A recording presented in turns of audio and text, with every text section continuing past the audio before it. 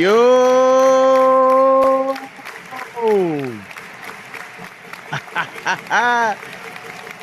Knicks Nation. Here we go, baby. Welcome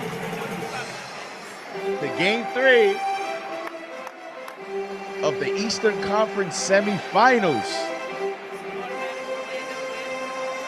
We head to the road now to Miami, South Beach, as the New York Knicks go into Miami for Game 3, the so critical, potentially game, series-changing Game 3 this afternoon. Used to saying tonight, this afternoon. And what is it? Is it still the American Airlines Arena, Alex? I thought it was MSG South.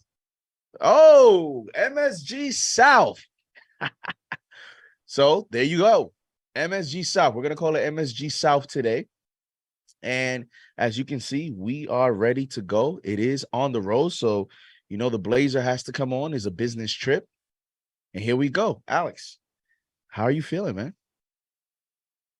Anxious, 3 days off. Anxious, nervous. The 3 days off was much necessary, man. After watching Game 2, I don't know about you. I was fine with waiting until today after how the last game ended. But I'm ready for Game 3. Such a pivotal game, man. Let me ask you actually that. Do you think this is a pivotal game today for determining the series?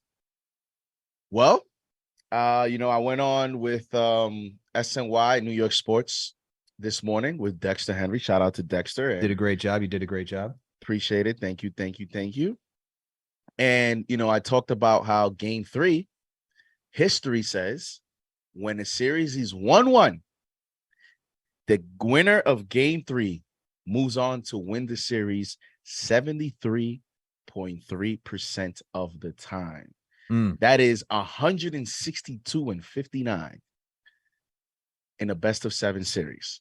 So, and then when you look at last night, right? Like, I think if you had to put your money down, more people than not probably had the Celtics beating the Sixers in a 7-game series. Mm-hmm. So if you try to combine that, and then you look at how the way the Celtics performed last night in Philly for a Game 3, and after last night, the way you saw some of those performances, you probably feel confident now that the Celtics are going to win the series. If there's evidence last night, and then you look at the historical numbers, I think that tells me that tonight or today, it is a very important game. And I'll piggyback off that. You want to throw me questions? I'll throw one right back at you. Okay. So we're saying all that. Do you think, because this Knicks team, they're a little bit different than history because the way they're constructed. Mm-hmm. Do you think this is a must win for them tonight in Miami? Or do you think they can lose and still be able to win Game 4 and feel good about themselves and winning the series? Is today a must win? Yeah, I'm going to go must win. Just because I think the uphill climb of coming back, especially when you already lost one game 1 at home, I think it's must win. I think you got to get that momentum back on your side because you don't want this Miami team to be too confident, right? This game is a game of confidence. If you start shooting with everyone says start shooting with confidence, playing with confidence. If a team wins, confidence goes all the way over to Miami's side from being an A seed. We've talked with so many people who've covered the Miami Heat. They're talking about playing with house money because they didn't even think they'd be here at this point, right? Mm-hmm. So you don't need to give them any more juice in the tank for them to be like, oh, we got this. So for the Knicks, yes, this is a very, very much so a must-win game in order to get not only confidence back, but the momentum back on your side. Wow. So the Stratocaster going, I mean, you're not going bold if you're going by history. It does say 73%. That's a lot of history. So you do have the history to your side. Again, you saw the Celtics last night in a 1-1 series. We'll see the Warriors and Lakers today in a 1-1 series.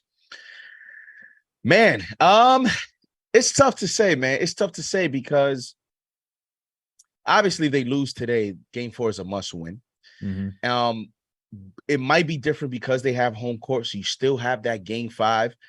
But I don't know, man. When you're facing teams like that, sometimes it's hard to beat teams 2 in a row, 3 in a row, when teams, so they say, are so evenly matched. I don't agree that we're so evenly matched as people say. On paper, it is playing out that way, though, because we have a couple of players that are struggling. So let's see. Now, moving on, let's get into, I guess, injury report news. I think, I was setting up, so you might be ahead of me there, Alex. Do we have any injury report news in terms of Grimes, the starting lineup? Is Jimmy playing? Is anything on Caleb Martin? What have you found? Caleb Martin, Jimmy Butler are playing today. So everyone's fully healthy on both sides. And the starting rotation, Grimes is still on the bench. So you still got Josh Hart in that starting rotation with RJ Barrett, Jalen Brunson, Julius Randle, Mitchell Robinson. So that's the update that we got so far. Okay. But I'll let you go back to it. No, yeah, because I was just gonna go right off, your update there. I think the first takeaway, we'll get to the Jimmy Butler because that's a big takeaway. But on the Knicks side, I think the first takeaway is the same starting 5. Positive that Jalen Brunson and Julius Randle were not on the injury report. So that's good news. Hopefully that means that they're a little bit further ahead in terms of percentage of how healthy they are, right? Whether it's that means they're 85, 90, whatever it is. But them being on the injury report, I think is a positive. The second thing is Grimes also not being an injury report. Maybe he's a little further ahead into his recovery. But Josh Hart starting over Quentin Grimes. A lot has been made about Quentin Grimes coming back and coming off the bench, struggling with his shot. His defense was impressive in game 2. What do you make of the decision to continue to start Hart? Did you see as maybe this opportunity here, 3 days off, right? You could practice a little bit more, 3 days off, got enough rest. Grimes getting a little bit healthier. Because of the way this series has gone so far, do you think you would have preferred to see Grimes in the starting lineup, or are you fine with the way the Knicks are going for today? Man, I wrote an article about it for KnicksFanTV.com. I want Grimes back in the rotation. And I just think the team has been successful all year with him in the starting rotation. He's guarded Jimmy Butler very well.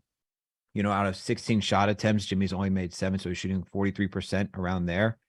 And Grimes has done the most when it's come to guarding Jimmy Butler. So I don't see the hesitation with trusting your young gun back out there to continue to defend Jimmy well.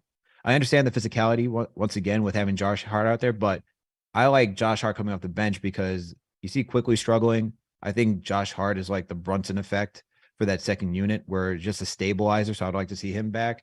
And then with Grimes, like the theoretical volume shooting from 3 is what I'd want back in that rotation. Because if we're going to get Josh Hart pump faking and being hesitant once again from 3, that's really not going to help the spacing. How do you feel about it? Did you want Grimes back? Do you really, does it matter to you?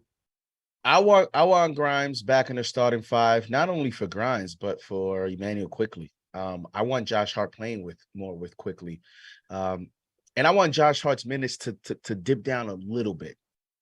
This series is very physical, and I think the Knicks eventually have to get back to what got them here in terms of their regular rotation, their regular starting lineup, right? Like, I don't want to look ahead, but sometimes you do. I mean, I'm not a player, so I couldn't look ahead.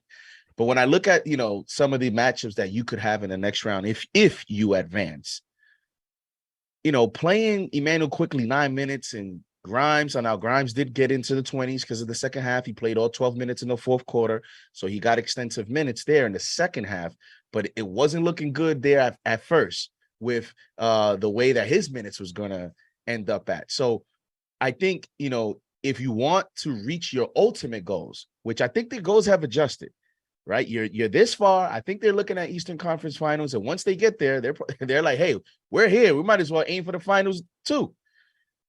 You need to get your young players involved a little bit more. You eventually, I think, need to go back to your original starting 5 because of how deadly your bench was with Josh Hart.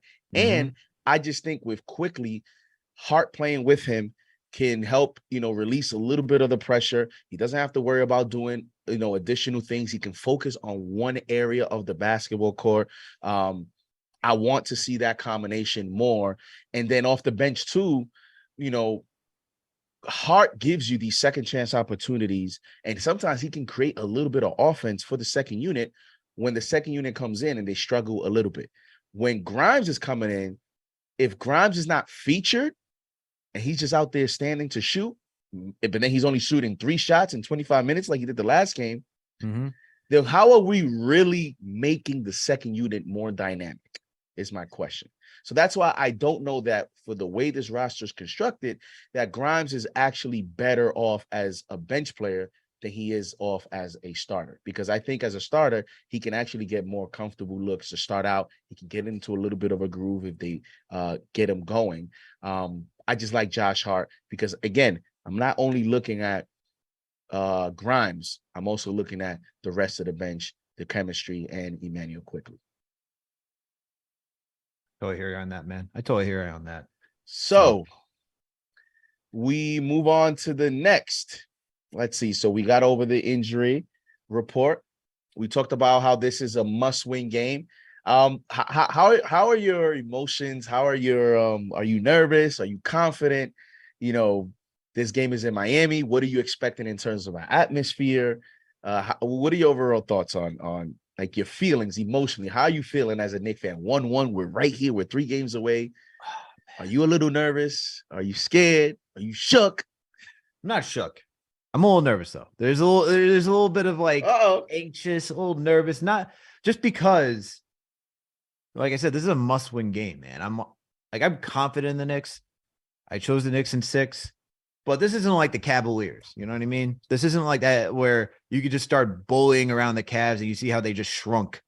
Miami is another team that will throw that physicality right back. So that's why this is a different series. The heated rivalry between the Knicks and the Heat also is right there. So it's all just from the history, everything, whether it's from the 90s and you're watching Tim Hardaway and Alonzo Mourning going against our guys, or you're just even thinking about when it was LeBron and Wade going against Melo and Tyson and everybody else on that team. Like there's rivalry there, man. There's some trauma. So yeah, to be a little bit nervous coming into this game, of course. How are you feeling though?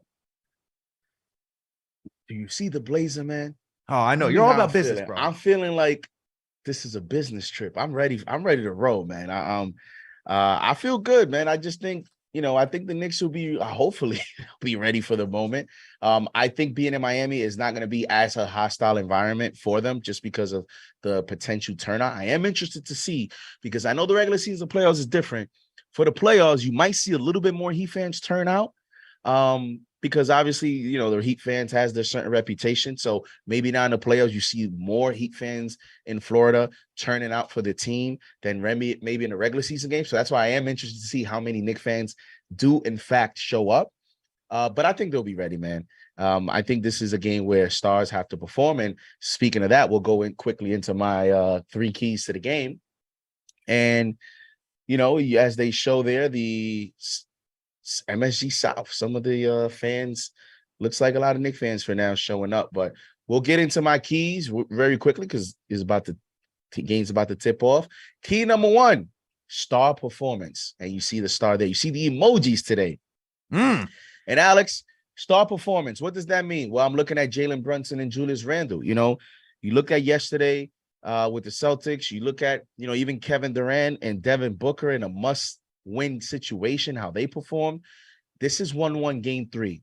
And you talked about how you feel this is a must-win. Well, if you feel this is a must-win, if history says 73.3% of the teams that win game 3 in a 1-1 series goes on to win the series, then that tells me I need a similar performance from Randle that he did in game 2 today.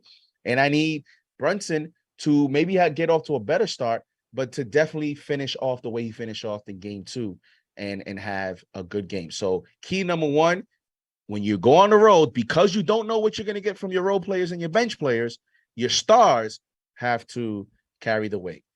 Key number 2, 3-point shooting finally here, ? What does that mean? What does that means is, have the Knicks 3-point shot, has it arrived? As a team, they shot 40% in game 2. We've been waiting for this all playoffs. And it's funny because it didn't even feel that way, the way the game 2 was, transpiring and how that went. But, as you can see, the Knicks are shooting 31% this series. They didn't have a game, I think, over 31 or 32% against the Cavs from 3. Now they shoot a game where there's 40%. Has their 3-point shot finally arrived? And that is going to be key game 3 and game 4 when you're on the road against a defense like the Heat, against a coach like Spoelstra, against a situation where you're going to play against the zone. Most likely, the 3-point shot is going to be very important. Be interested to see today if that has finally arrived or if they're going to continue to struggle. Key number 3 is going to be don't overthink Jimmy Butler. And this is what I mean by this, Alex.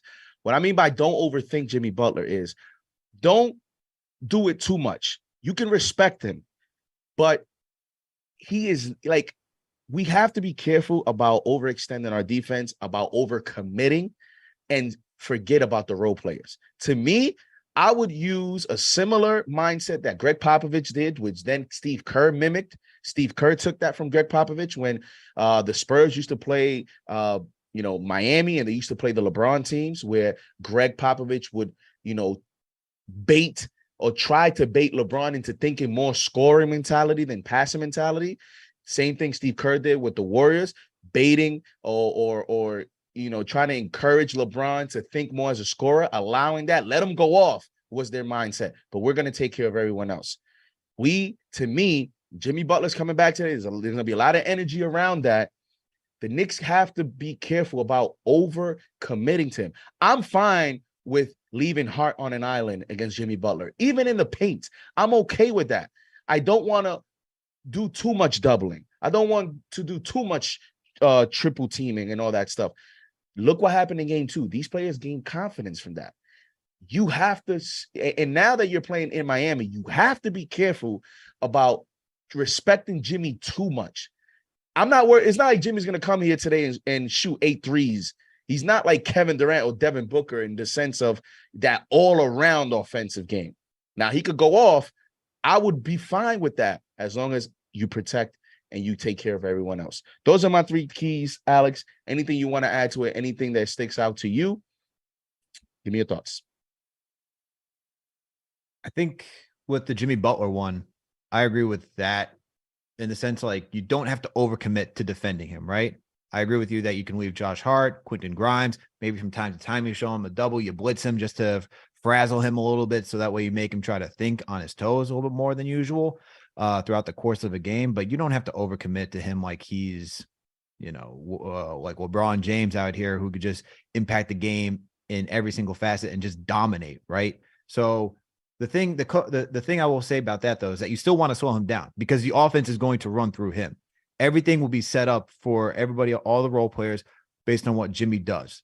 So I wouldn't say like you're forced. You say you'd force LeBron to get into a scoring mentality. I wouldn't allow Jimmy to get into a scoring mentality to the sense of like let him just get comfortable and in rhythm. I'd still play physical, still guard him enough where he has to make a deciding factor where it's difficult on him and it's tougher for, like Gabe Vincent or anyone else to really like trying to make a tough shot when the clock is winding down. That's what I want to see from the defense overall. But to your point, like, yeah, it's going to be on Julius Randle, Jalen Brunson to show up today. As you noted with Dexter, Julius plays a lot better on the road.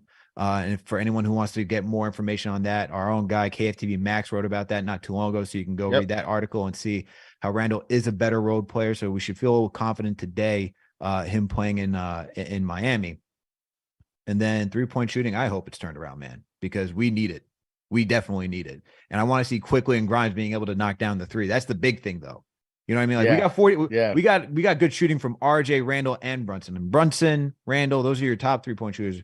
RJ's seeming to have found his groove from shooting from behind the arc, but you really need Grimes and you really need Quickly to take it to a whole other level. So hopefully they can find some rhythm too, because if that's the case, then this game becomes a little bit easier for the Knicks to manage, even the series at that. Right. Give me your score prediction.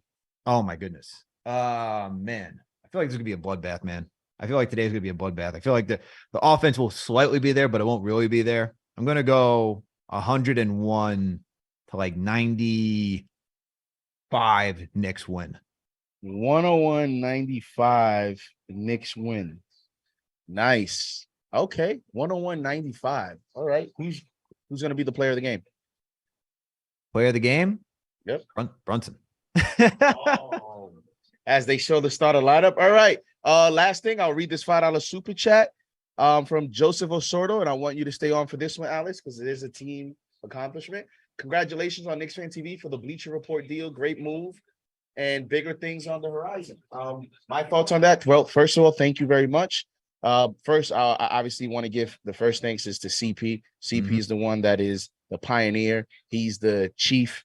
You know, we're right behind him, but he's the one leading the charge. And listen, yeah, well, we're gonna have post game today. It's gonna start off on the Bleacher Report app.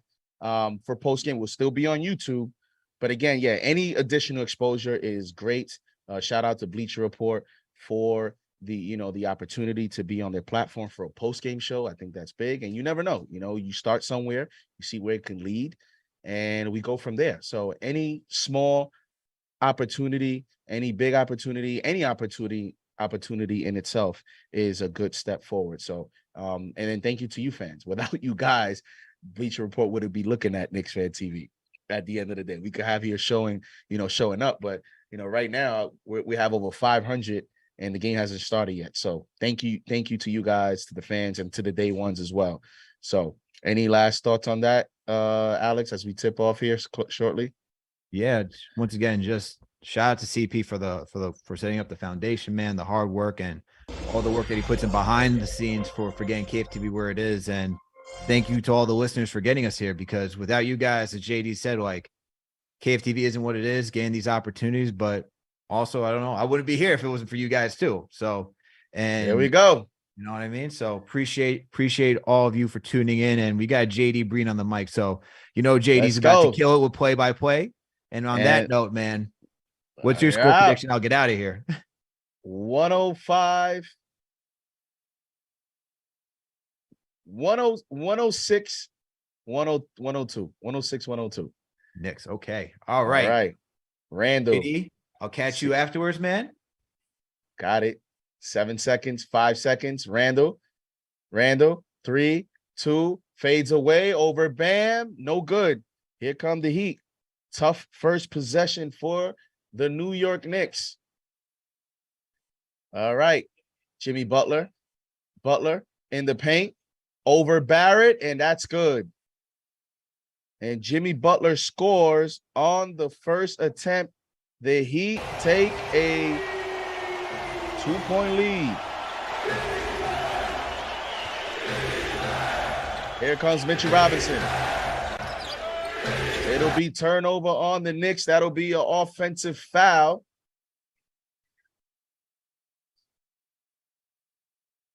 Here we go.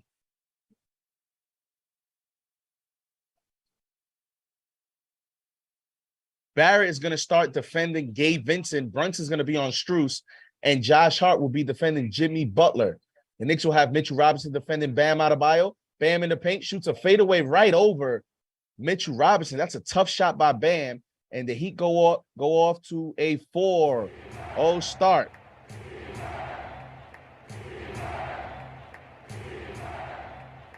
Here comes Randall. 10 seconds on the shot clock. Gives it to Josh Hart. Barrett. And Barrett loses the ball. The Knicks are a little sloppy to start here. A little sloppy to get into their offense. Knicks need to be more crispy at the start.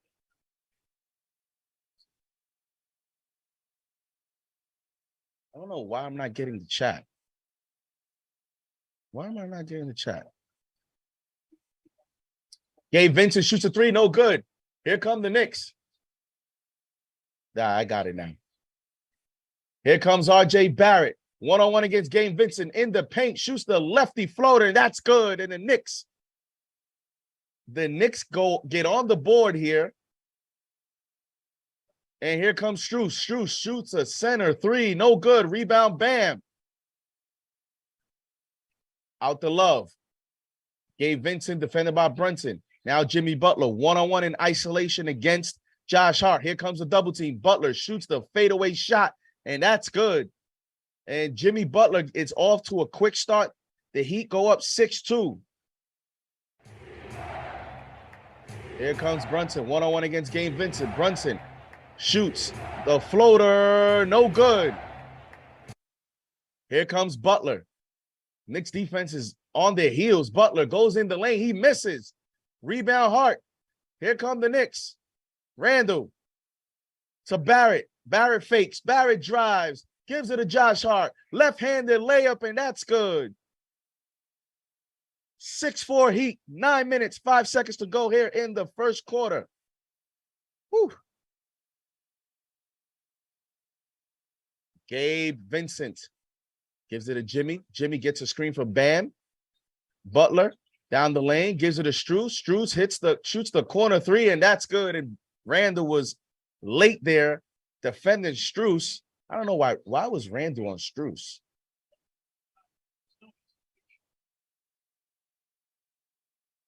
(9-4) Heat. Here comes Brunson. Brunson goes right, down the lane, shoots the floater, he's fouled.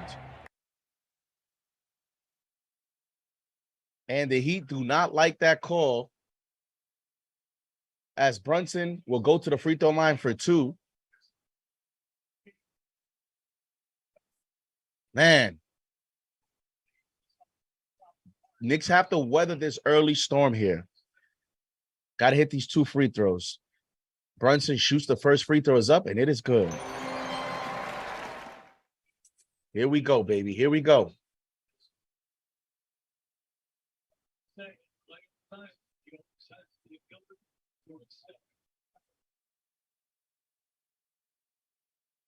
Brunson dribbles, gets ready to shoot the second free throw. The second free throw is up, and it is good. Let's go, baby. Brunson hits both free throws. 9-6 Heat. Vincent drives. Nice deflection there by Hart, causing the turnover. That was an easy dunk. That was an easy dunk for Bam. Credit Josh Hart there for getting there on time and rotating with aggression. Here we go. 15 seconds in the shot clock. Here comes Brunson. Brunson shoots the mid-range shot over Gabe Vincent. That short rebound, Strus. Brunson is 0 for 2 to start the game. Here comes Jimmy Butler now. He's picked up by R.J. Barrett. Barrett gets through screens, one-on-one against Jimmy. Jimmy in the paint. Jimmy. Oh, and Jimmy Butler gets the tip in. R.J. Barrett has to do a better job there. Can't fall asleep. Knicks should have gotten that rebound. 11-6 Miami. Mitchell Robinson should do a better chance there. Here comes Brunson, drives. Brunson in the lane. Shot is blocked. Picked up by Love. Here comes Miami. Strus, one-on-one, drives, and he scores. Heat get off to a 13-6 lead. Knicks are going to call a timeout here. Miami's off to a quick start. They're beating the Knicks on hustle opportunities there.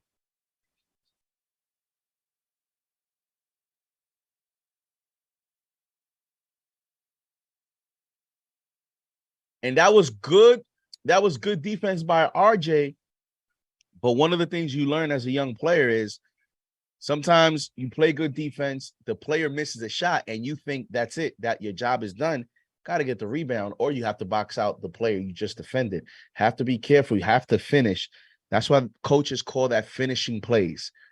Mitch mistimed his jump there because the ball kind of tipped, led him to believe it was going to come off the rim. It stayed up top, and that allowed Bam to come from behind him and get the offensive rebound and get the tip in. So a little bit of concentration there from RJ, and then a little bit of bad luck on the bounce for the Knicks.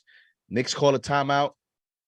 They are down 13-6 here to start. Shout out to the chat. Shout out to the channel members. Knicks start off 2 of 6. Got to play better defense. The Heat start off shooting 55% from the field. but it's still early. 7 minutes, 6 seconds to go here in the first quarter. You kind of expected the Heat to get off to a little bit of a quick start. They're the home team now after being on the road for 2 games. So this start does not surprise me. But now off this timeout, the Knicks got to pick it back up. You don't want to fall in a lull here, and then you're down double digits to end the first quarter. So although this is a little bit expected from the Heat, now the Knicks took the punch, called the timeout. Now you come back off this timeout and you start to ramp it up and you respond here. And I'll be interested to see if the Knicks do in fact respond coming off this timeout. It's going to be important for Tibbs to draw up a successful play here and get the Knicks either within 5 or within 4. 3-point shot gets you 13-9 and a 2, 13-8. Chuck D in the chat. Shout out to the legend Chuck D. JJ. Shout out to JJ Mohammed Mustafa. Dawn Marie. Hi, Dawn. Dawn says, we got this cardiac Knicks. Let's ride. Dawn is ready. Dawn is ready. Don't panic, guys. Let's chill. It's 13-6.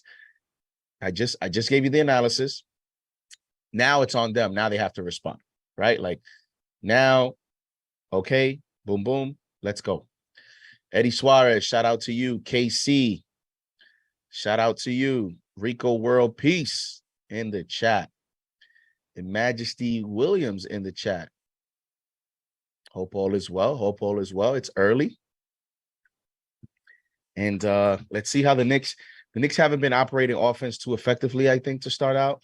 I think they gotta get RJ going here early. Let's see how RJ responds and move the basketball a little bit more. They have Allen Houston, my favorite Knick of all time, at the game. They're showing Alonzo Mourning here at the game as well. 586, almost 600 in the chat. Hit the like button, hit the subscribe button. Thank you, Kev Boogie. Here we go as play resumes. Here comes Brunson. The Barrett to Randall. Randall shoots the 3. No good. Turn around, Mitch. Mitch picks up the rebound. Offensive. Barrett. Now Barrett shoots the 3. That's no good. Rebound, Randall. Randall in the paint. Randall is, where's the foul? He scores. Oh, they should have called that foul, man. Offensive rebounds by the Knicks help them to respond there. 13-8 Heat. Here comes Gabe Vincent. He's defended by RJ Barrett. We have 10 seconds on the shot clock. Love. Out to Jimmy. Butler defended by Hart. Here comes Butler. 1-on-1 against Randall. Butler shoots the mid-range shot, and that's good. Come on, Randall. Put a hand up. Like, that was too easy. Too comfortable. 15-8. Here comes Barrett. 1-on-1 against Jimmy Butler. And that shot is blocked. Man, Jimmy Butler came to play on both ends. He locked up RJ on that offensive play. Here comes Bam. Bravo! You use the Quicksilver card from Capital One with no annual fee and unlimited. Out of there. Bam scores 17-8. 17-8. Here comes Brunson. Oh, he almost makes Gabe Vincent fall. He shoots the mid-range shot. Where's the foul? Foul on Love. On Mitchell Robinson. Good Lord. That'll be 2 fouls on Kevin Love. Look at that. Look at that Jimmy shot. Where's the hand? No hand. There's no hand up.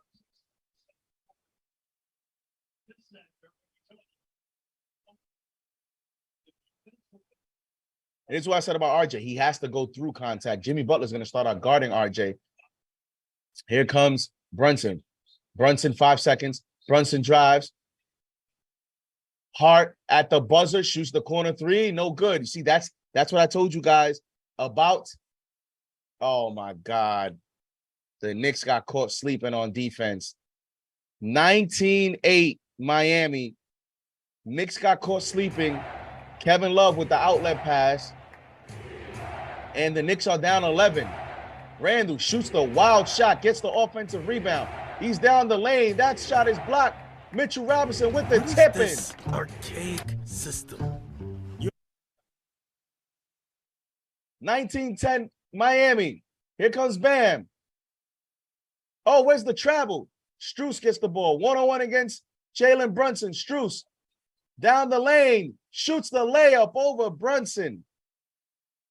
And Max Strus gives the Heat a 11-point lead. And Tom Thibodeau is going to call another timeout.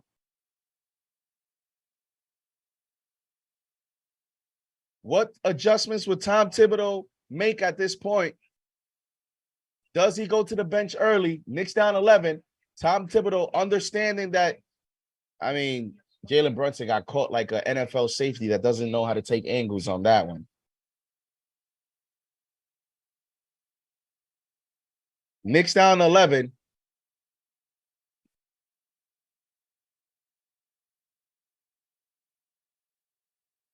Oh, man.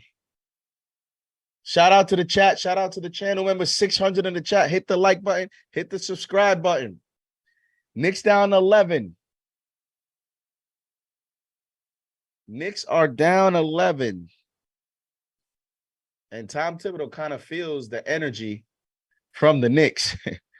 You know? Pardon me. He feels the energy from the Heat where they're just not playing great defense right now. I mean, Jimmy Butler's getting two. I still think you don't overcommit to Butler. But when Strus is going 4 or 5, that's your difference right there in the game. He has 9 points. Max Strus is the leading scorer. And they're attacking Jalen Brunson with Strus. So Brunson has to step up the defense there because they have R.J. Barrett on Gabe Vincent. But Gabe Vincent has only 1 shot in 7 minutes. And the Knicks, which is crazy, the Knicks already have 6 offensive rebounds. Mitchell Robinson has 4 rebounds, all offensive. The Knicks are getting offensive rebounds. They're just not defending right now. They're not defending, and they're not getting the hustle plays. And as I told you guys, star players perform in these games. And right now, Randle and Brunson are a combined 1 for 9. That's your game right there. Randle and Brunson. Nothing else. Randle and Brunson right now are the reason why you're down 11. Almost 700 in the chat. Is it Majestia? Majestia 1 with a $2 super chat. Thank you for the super chat. Thank you for the donation. Thank you for the contribution. Says Randle is worthless on defense. Well, he's certainly worthless on defense right now. Certainly worthless on defense right now. And so is Jalen Brunson. So is Jalen Brunson. I'm gonna wait for a little run, Cynthia. Right now, they don't deserve music. Right now, they do not deserve music. Down 11. Forget all that. This business trip right now is looking like a short trip. But it's early. 733 in the chat. Make sure you guys hit the like button. Hit that thumbs up button. It's free to do so. And here we go. Let's see what Tom Thibodeau draws up off this timeout. Are the Knicks going with the same 5? No. Isaiah Hartenstein comes in to Mitchell Robinson. That is the only adjustment here. Brunson shoots a mid-range shot, and that's no good. And Brunson is 0 of 5 to start. Terrible start by Jalen Brunson here. Not good news for the Knicks. Here comes Kevin Love, and Kevin Love is fouled, and he'll go to the free throw line for 2. And that's what I'm saying about overcommitting to Jimmy Butler. The Knicks overcommitted there. Butler made the easy pass to Love, gave him a clear lane to the basket, and he got fouled. And therefore, Love will now go to the free throw line for 2. Not good. Knicks cannot afford. We don't miss, guys. I keep trying to tell y'all, man. KnicksFanTV, we don't miss on the keys. What was my number 1 key, Daniel? Put it up. What was my number 1 key? Right now, it's showing itself. It's 22-10 Miami. Kevin Love shoots the second free throw, and it is good. My number one key tonight was star performance, and your stars are not performing. Here we go. Butler drives. Josh Hart lays it in. As you guys see there, star performance was my number one key. And right now, your stars are not performing. Josh Hart gets the lay-in. Is 23-12 Miami. Quentin Grimes checks into the ball game. He drives. Good defense there on Butler. Here comes Hart to Randall. Randall drives to the lane, and he scores. And there you go. Knicks down 9 now. Here comes Bam Adebayo. Good hustle there by Randall getting back on defense. Bam, one-on-one against Hartenstein. Bam, shoots, and that's good. Bailed them out there. Here comes Jalen Brunson. Gives it to Randall. Randall drives on Bam, one-on-one, backs him down, turns around, shoots, no good. Randall right now is forcing the action. Here comes Bam. Out to look. Randall's taking forever to get back on defense. And here comes Bam with the floater. No good. Rebound Brunson. Here come the Knicks. Here comes Brunson. One-on-one against Gabe Vincent. Brunson drives. Turnaround floater. In and out. No, it rolls in. Brunson finally gets on board. And Brunson now picks up Gabe Vincent. Good defense. Turnaround shot. No good. Rebound, Hart. Grimes comes in for Barrett. Here comes Hart. Hart loses the ball. And Jimmy Butler's going to get the clear dunk. Josh Hart just lost the ball. Unforced error. Here comes Brunson. Hartenstein to Hart. Hart. And Hart again turns the ball over. Jimmy Butler is playing. He's playing like an MVP candidate right now. He's playing on both ends.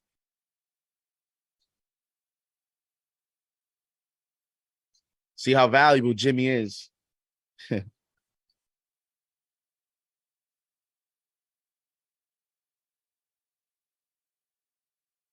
Kyle Lowry comes in for the Heat.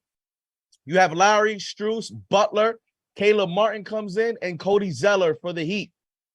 Here comes Butler to Lowry, Strus, corner three, no good. Rebound Randall.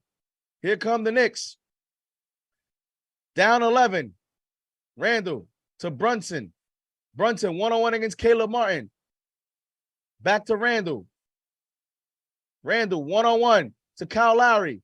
He stops to Hart. Hart. Randall shoots a fall-away three. No good. And Spo is designing a great scheme. They're just packing the lanes on the Knicks' top two players. Here comes Jimmy Butler. Jimmy Butler drives right, gets to the basket, and loses the ball. Here comes Hart. Hart gets fouled by Strus. It's going to be a side out. The Knicks the Knicks have done only one good thing on Jimmy so far, is on his drives, they're keeping their hand up, and Jimmy's trying to create contact to get the foul. But the Knicks are doing a good job of staying vertical. Once your hand goes down and tilts at an angle, the refs are going to call that foul against you. But them keeping the hand vertical is giving them the favorable calls as of this moment. Here comes Brunson. 15 seconds on the shot clock. Brunson, one-on-one, drives, and he's fouled. Foul's going to be on Duncan Robinson.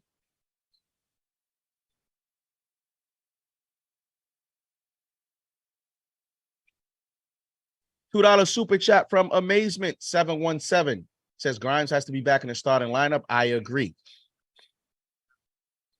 The Knicks lose this game. I think you'll see that. I think you'll see that. Brunson gets ready to shoot the first free throw. First free throw's up, and it is good. Knicks down 10. Got to get out of this first quarter with under 10 points. Get out of this third quarter under 10 points. That would be the preference. Brunson shoots the second free throw, and it's good. Knicks down 9. Get a stop here. Get a stop here. Lowry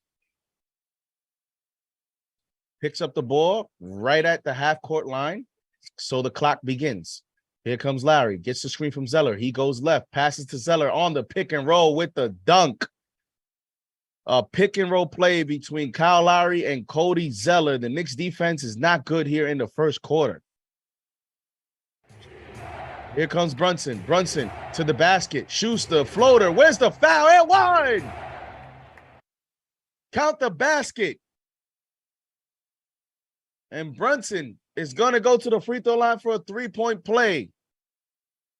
I thought they weren't going to call that. I'm like, damn. Just going to let them do what they want? So Brunson is starting to pick it up here very late in the first quarter. Starting to pick it up. Knicks need to get stops. Opportunity for a 3-point play. Free throws up, and it is good. And Brunson has hit all his free throws here. And the Knicks are down 8. Get a stop. Come on. JB is starting to cook. Get a stop. Here comes Duncan Robinson. Good defense there by Brunson. 1-on-1. Jimmy Butler versus Josh Hart. Butler gets the screen from Cody Zeller. Butler to Kyle Lowry. Lowry fake shoots the corner 3. No good. Rebound. Brunson. Shot clock turned off. Here come the Knicks. 10 seconds. It's going to be Brunson 1-on-1 against Jimmy Butler. Brunson 1-on-1. Get him. Cook him. Josh Hart. Josh Hart shoots the fadeaway at the buzzer. No good. Josh Hart is struggling right now. And Jimmy Butler is going to talk trash to the Heat bench, to the Knicks bench, maybe because, Brunson picked up his dribble too early there.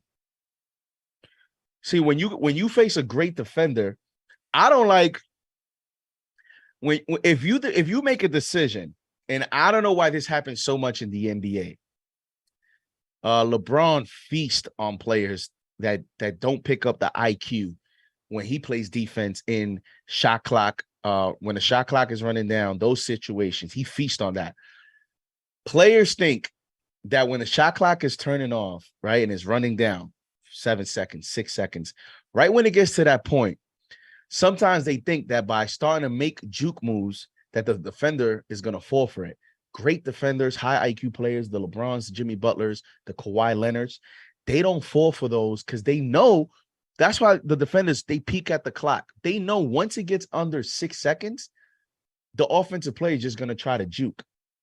And the offensive player, he is counting on the player falling for it. That's why you saw there Brunson, he took too long to get into his moves and his action. And once he faked it, stopped his dribble, Jimmy didn't fall for it. He had nowhere to go. And now you end up with Josh Hart, shooting a shot that is not his life. And then we miss an opportunity to score. So you have to understand, if you're going to have the ball and you're going to go 1-on-1 against Jimmy, you got to go early. You got to go early. In case you don't go anywhere, you have enough seconds to go into your secondary reads. I don't understand why players don't pick up on that.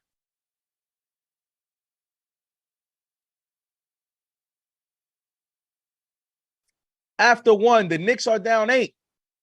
Not the most terrible thing in terms of how much you're down. The Knicks are lucky that the Heat are 1 of 5, shooting 20% from 3. Otherwise, this could have gotten ugly early. And that's why with the Heat, sometimes they go into these lows where they're scoring well, like they're shooting 54%. And they have 13 made. The Miami Heat have 13 field goals made in the first to the Knicks 8. They're only up 8 points. And that's because they've only made 1 3-point attempt, 1 3-point shot made. So the Heat are going to give you a chance to stay in the game or come back. But The Knicks shooting 32% overall and not make. They only shot four 3-point attempts, and they haven't made one. And I think Quickly and Toppin are going to start here the second quarter for the Knicks, and we'll see. But I think if anything, you're going to see, and this is where I think Tom Thibodeau has to be careful. Like, for example, today he goes to Quickly to start the second. You don't even bring Quickly in the first. That messes with a young guy's psyche. Like, he just knows, wait, I always come into the first quarter with 5 minutes left, with 4 minutes left. And now game 3, this coach he hasn't even put me in yet. So now Quickly comes in with more mental pressure because he's like, well, I'm only coming in to start the second. I better get off to a quick start. That's why I think the Knicks have to go back to their normal rotations and see how that goes. Here comes Quickly. Quickly and Obi do come into the game. The Knicks have Grimes, Quickly, Duncan Robinson, wide open 3, and that's good. Miscommunication between Grimes and Quickly. The Knicks played great defense there up until the end.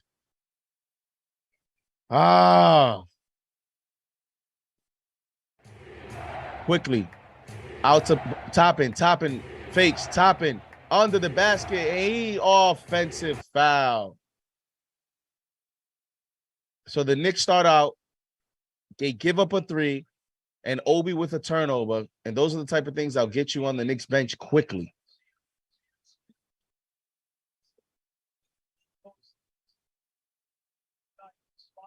You have Obi, Barrett, Quickly, Hartenstein, and Grimes for the Knicks.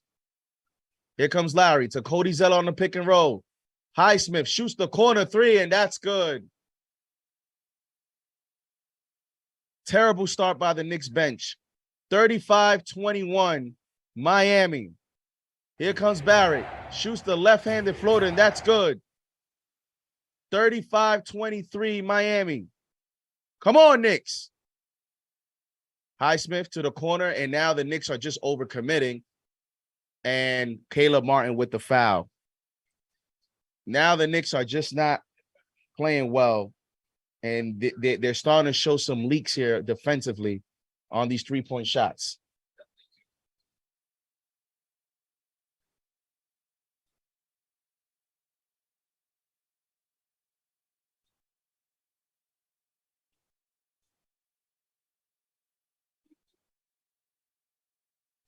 Wants him to stay aggressive, stop thinking about it. Because he was shooting 37% of the floor, and then only 12% in threes.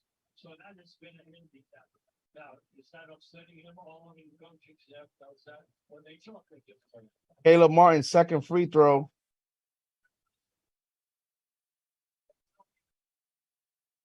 Caleb Martin misses second free throw. He up 13. Here come the New York Knicks. Quickly. Comes up, shoots, no good. Rebound Cody Zeller, and he forced it there. And that's how you know it's in his head. He comes in and he just immediately looking to shoot. In terms of not in the rhythm. Here comes Larry to the corner. Robinson shoots the 3, no good. Rebound, Caleb Martin. Heat get another opportunity, and here comes Kyle Lowry, and Obi Toppin falls.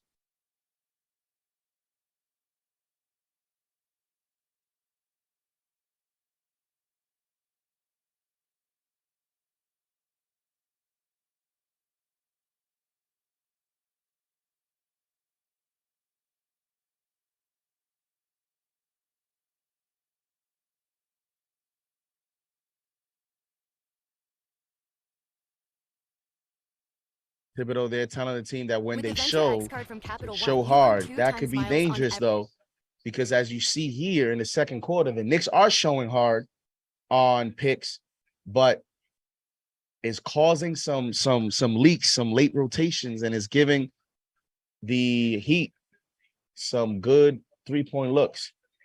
Duncan Robinson is shooting a free throw. RJ Barrett picks up a technical foul.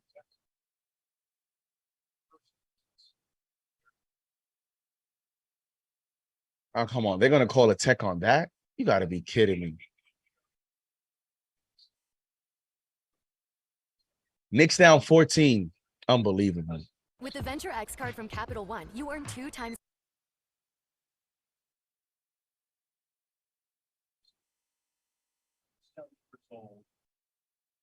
Championship in Toronto. Think about these brothers. $5 super chat from Iconic TV. I wouldn't panic. The Knicks starters are looked as bad as they can, and they're only down 8. We're gonna win this game. Be Iconic. KFTV for life. Let's go. Here we go. Here comes Barrett. Barrett drives left down the lane, misses the layup, and the Knicks are just looking around. Duncan Robinson transition 3, no good. Rebound Barrett. Here come the Knicks. Barrett's pushing to Grimes. Grimes shoots an air ball layup. Are you kidding me? Are you kidding me, Grimes? What type of scared stuff is that? Cody Zeller goes up and lays it in.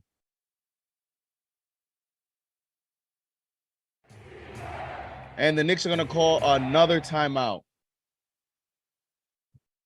Another Knicks timeout.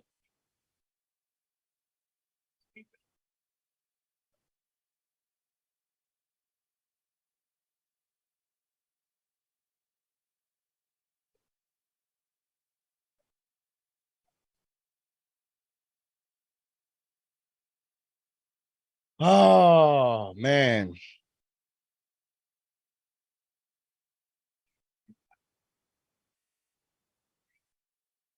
I'll put it anyway, Cynthia. I'll put it anyway. Shout out to the chat. Shout out to the channel members.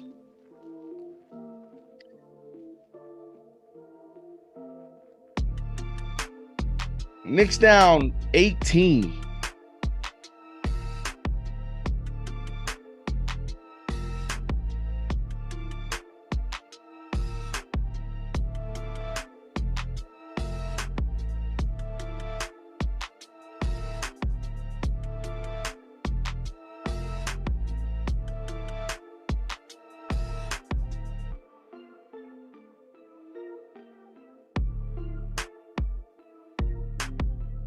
My man shot an air ball layup, bro. Blinding speed. Shout out to JD for having to be here all game and then for the post game. I'm close to just moving on and enjoying this gorgeous day after a washout whole week. Hang in there. Come on. Come on. Let's not give up yet. Let's not give up yet.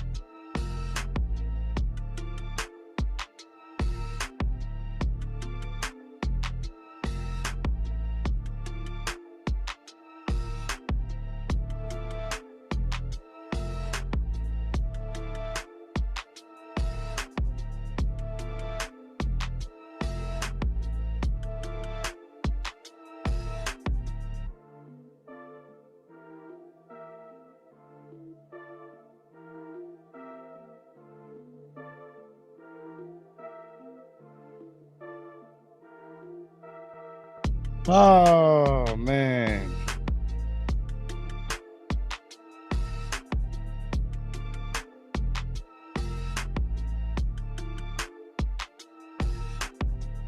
Come on, Tibbs. Time to make adjustments, my guy.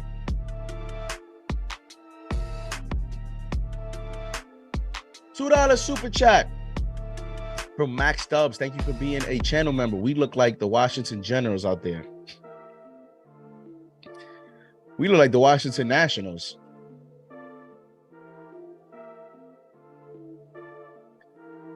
Good Lord. We're down 18. Knicks are shooting 31%.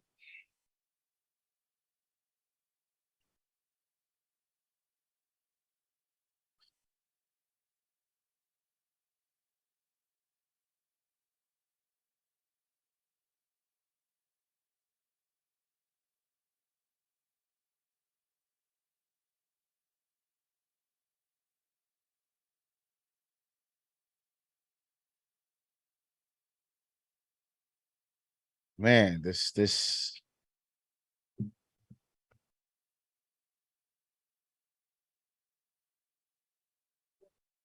All right, here we go. What happened there? Where's the foul? Foul's going to be called on Caleb Martin. He goes over Isaiah Hartenstein. 800 in the chat. Hit that like button. Let's get to 400 likes. Come on. Emmanuel quickly crosses half court. Gives it to Obi. Obi to RJ. Back to Obi. Obi to the paint. To Quickly. To Grimes. Corner three. No good. Rebound Hartenstein. Out to Quickly. Quickly drives. Quickly shoots the floater. No good. But he's fouled. And Quickly's going to go to the line. That's what you need. You need him to be aggressive. You need him to be aggressive. $5 super chat from Willie the Champ. I hear no strategy when Tibbs talks, or am I tripping, JD? Only says generic terms like play harder. Yeah. I also will say, though, Willie, is they understand he's mic'd. Sometimes they may not show those conversations because the TV picks out what they want to show the public. So,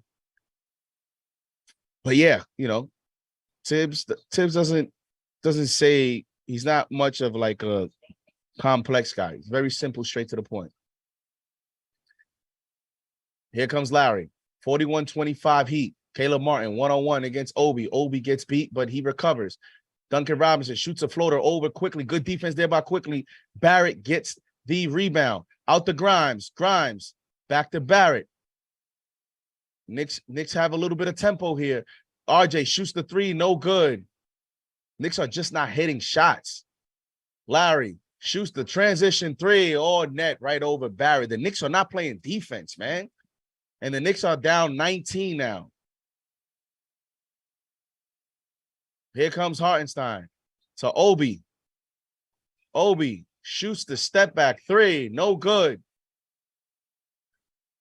Here comes Larry. Larry to a cutting Caleb Martin to Zeller. Good defense there by Hartenstein. It'll be Heat ball. Oh, man. $5 super chat from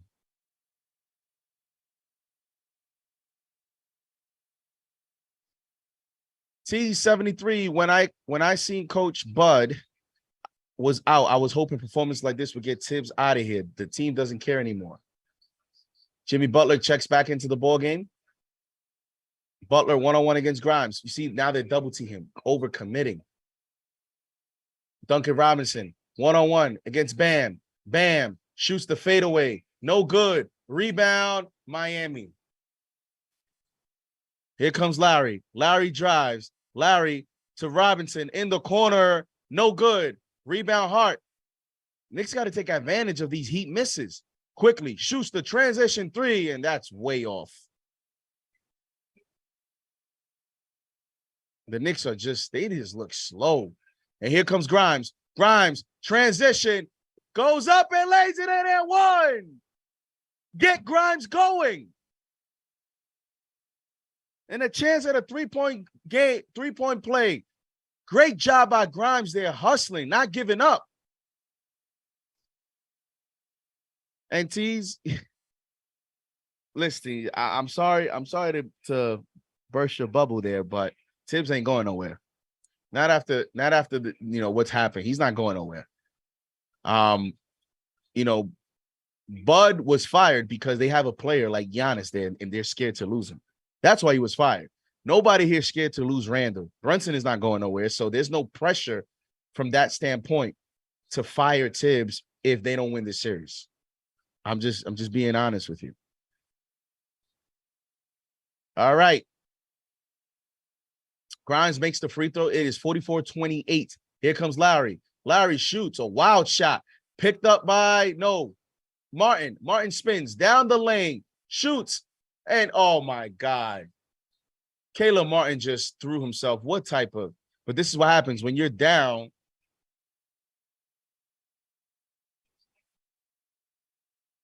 I hate Larry because Larry's always flopping. Larry is always flopping.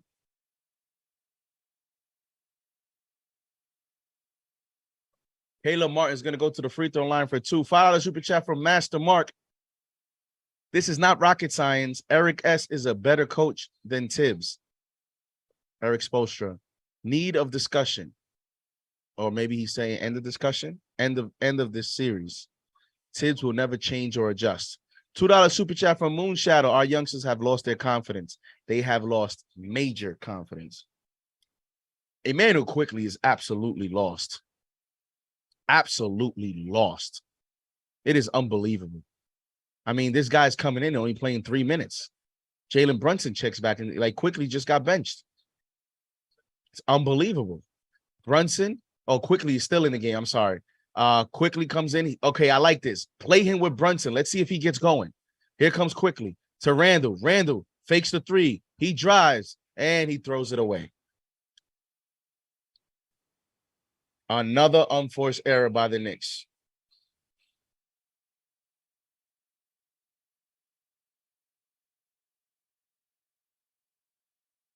Knicks down 18. You have Quickly, Brunson, Hart, Randall, and Mitchell Robinson on the floor. I don't know why you bench Grimes after that 3-point play. Here comes Love. Shoots the 3. No good. Rebound, Hart. Here come the Knicks. Here comes Josh Hart. Pushes the ball. Goes down. And 1. Come on. Knicks down 16. Come on.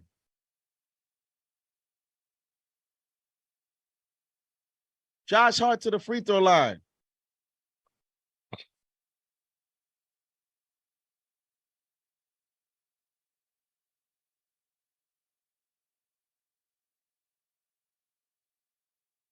Here comes Hart.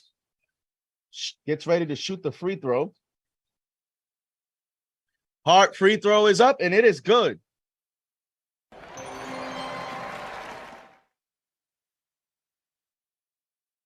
Here comes Quickly.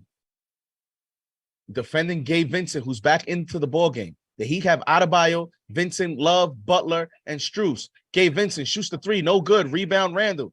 The Knicks are starting to get a few stops here. A little bit of momentum. Quickly, corner 3. Good. Come on. I told you, play him with Brunson. Let's see if you can get him going. All right, that's a big 3 for Quickly's confidence. And the Knicks cut the lead at 12. Come on. Play Quickly more with Jalen Brunson, and let's see. That's a big 3 for his confidence. Let's go. Down 12. You need Quickly, man. The Knicks need Quickly because if you don't get Quickly to contribute, that puts a lot of pressure on Randall and Brunson. And you see how it is. Quickly is so important to this team, especially because you know he's going to play defense. Let's go. Come on. And now, the way you look at it, if you're the Knicks, is the Knicks, you have 6 minutes and 10 seconds left in the second. Now you set a goal for yourself as a team. Can we cut this lead to 6? Can we cut it to 5? Can we cut it to 4? Can we get within distance? You don't have to get it all back right now. Got another half to go. Can you cut this lead to 6 to 5 to 4? Hey, if you can come back and tie it, hey, if you can even come back and take the lead, of course we'll take that. But let's make some steps here. And let's get back into this ball game. Shout out to the chat. Shout out to the channel members. Let's go.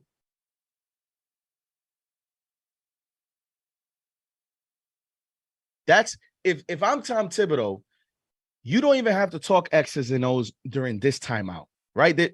You have to understand as a coach what certain timeouts you talk X's and O's, you talk adjustment, you talk strategy, and what timeouts, as the super chat earlier said, you just talk general talk, right? Part of being a coach is not always talking X's and O's. A lot of it is also understanding how to motivate the players, understanding how to relate to the players the moment that they're in at that present time.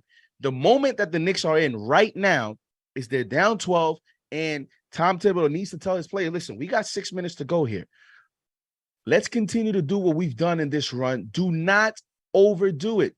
Let's get it down to 6. We're happy if we can go into halftime down 6, down 5, down 4. In order to get to that goal, we don't have to do too much. Just continue to play defense, get stops, and move the ball. And that's it. That's all you say. So the players can listen to that and say, okay, yeah, that is true. Let's get it down to 6. Come on, guys. Come on. Then people get amped up. And then once they step on the floor, they're ready to go. Right? So there's certain timeouts as a coach that is really about motivating the players. I like to motivate players when you're within distance, if you're down, or when you're up, to keep them motivated to continue to take the lead and keep the lead. So right now, this timeout to me is more of a motivational timeout. Get these players to continue to have energy because they found some things here in the last few possessions. You don't want to have them think too much, and you want them to continue to play the way they've played in these last few possessions, especially with Quickly. Right now, you don't say too much to Quickly. He just made a 3-point shot. You leave him alone. Let him figure it out. If he continues to struggle, that's when you say something or you make a decision as a coach. Let's go. Here we go.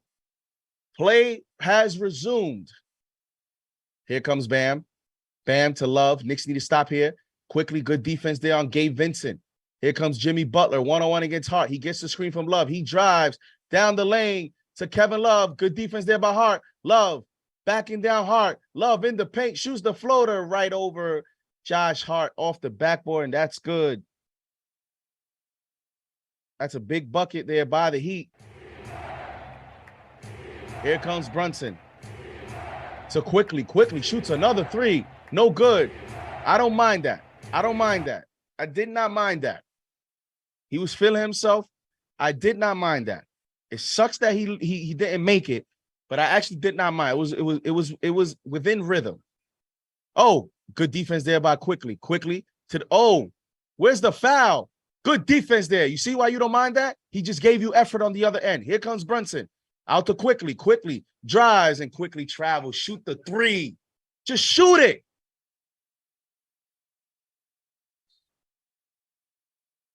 Come on, Quick. Shoot the ball. That's where the confidence is shaking. He missed the 3, so now he felt compelled to drive. Shoot the ball. Here comes Gabe Vincent.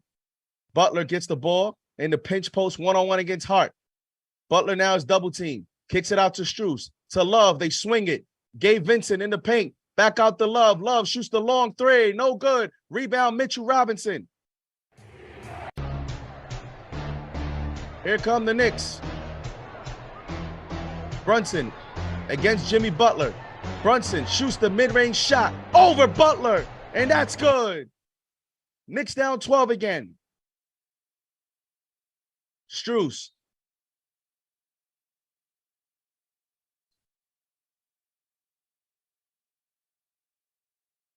Come on, get back on defense, man.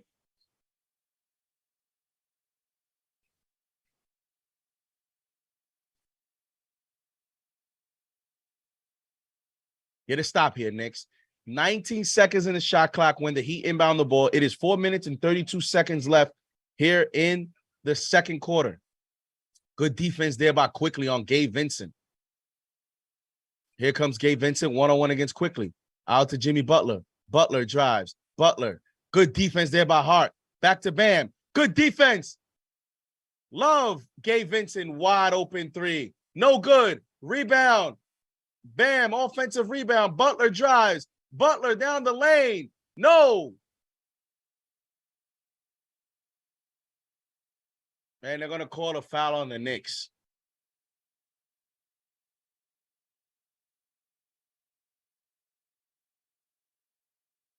Excellent defense by the Knicks for the most part. And they couldn't come up with the loose ball. Quickly got hurt there. Come on, Mitch. Like, Bam is getting too many rebounds.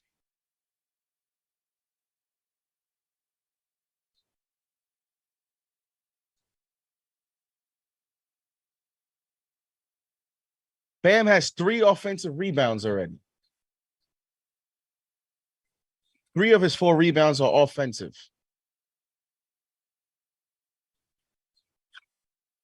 It's like, come on, we're right there. This is why you set goals, because it's not easy. That's why I told you guys, tell the team, let's cut it to 6. Let's cut it to 7.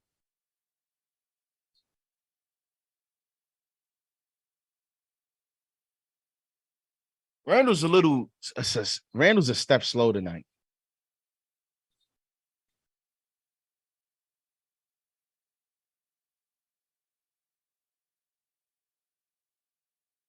Bam. Shoots the second free throw. No good. Rebound, Randall. Gives it to Brunson. Here come the Knicks. Knicks down 13. Brunson drives to Hart. Hart fakes Hart. You got to. Brunson shoots the 3. No good. Hart, you had the open 3. And that's the problem with playing Hart. Butler down the paint. No good. Tip. Rebound, Mitchell Robinson gives it to Hart. Hart pushes the ball. Down to Mitch. What was that? Josh Hart, what are you doing? Why would you give it to Mitch in that situation?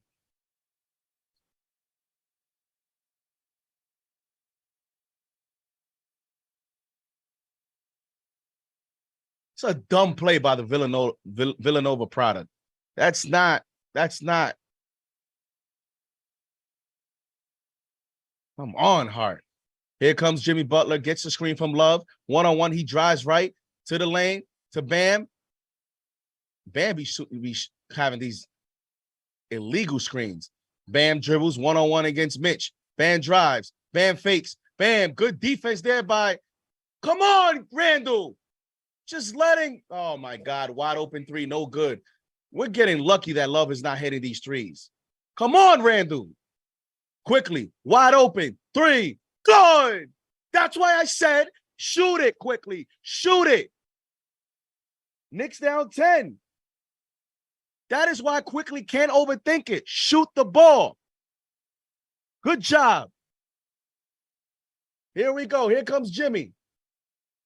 What is Randall doing out here? Randall's just what is Randall doing? Gabe Vincent shoots the contested 3. No good. Rebound Hart. Out to Randall. Randall shoots the 3. Heat ball.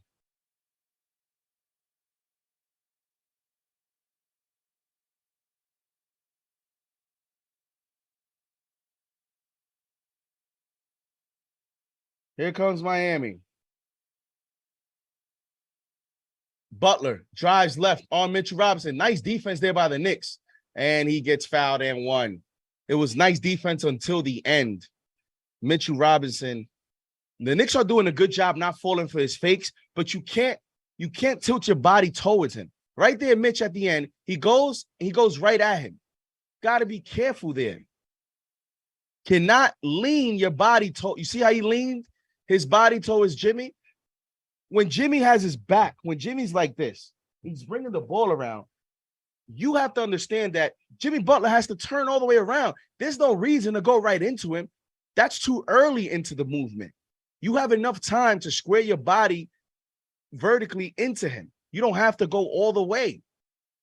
Jimmy Butler misses the free throw. Knicks down 12. Rebound Knicks. Here we go. Here comes Randall to Brunson. Shoot that 3. 3. No good. Didn't make it.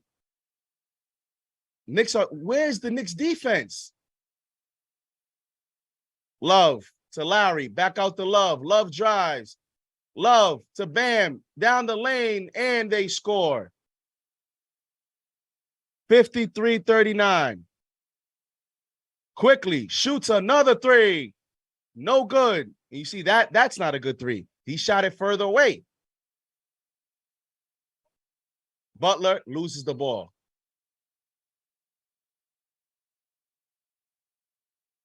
Quickly right now is having a difficult time identifying what's a good shot, what's not. That right there is not a good shot.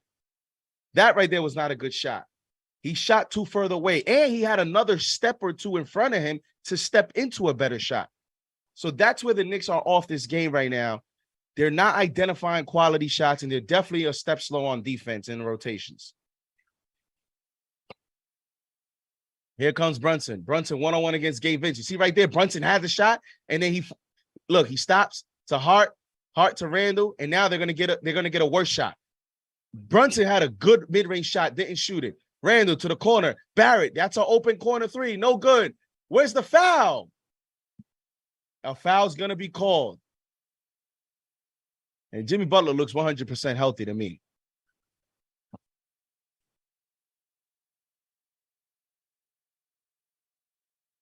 Loose ball foul on the Heat. At this point, just get it to 10. Get it to 9 at this point. You're only a minute in. Can you go on a 4-5-0 run? As Chuck D says in the chat, can we go on a 6-0 run? Josh Hart, first free throw is up, and it is rolls out.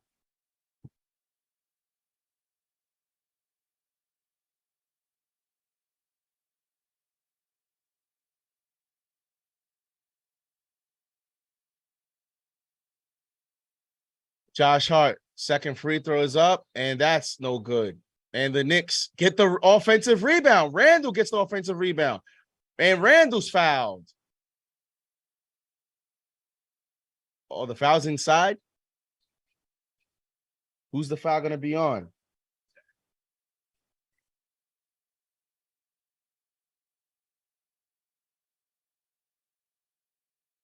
Now they're changing the call. Heat ball.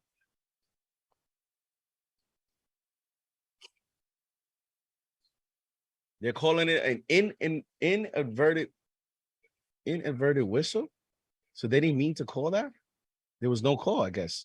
Yeah, an inadvertent whistle means no call. There was no call on the floor. Butler drives and Butler scores. Soft defense there by the Knicks. Is that on Randall? Yeah, that's on Randall. Lazy defense by a player that's playing very lazy right now. Look, just reaching. What is that? What are you doing? Like, what are you doing?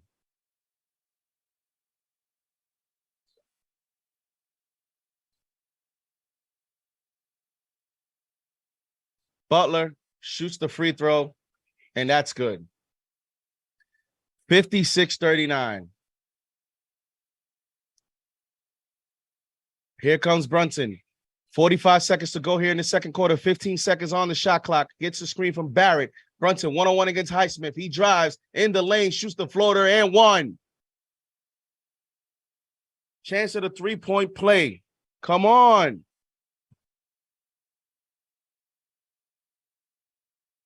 Come on, man.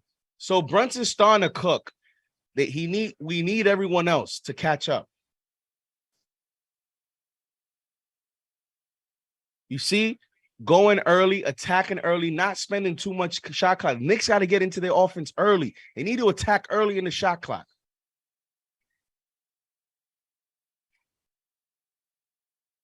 Brunson goes, shoots the free throw, and it's good.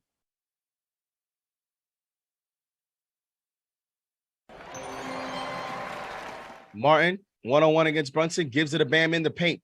Out to Larry. Larry shoots the three. No good. Rebound, Barrett. Here come the Knicks. About a 3-second difference in the shot clock to the game clock. And they're going to call Randall with a foul. But Larry fell into him.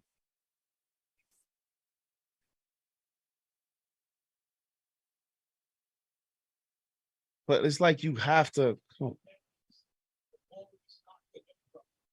And that's what happens with the Knicks. The Knicks should have just called back and just killed the clock.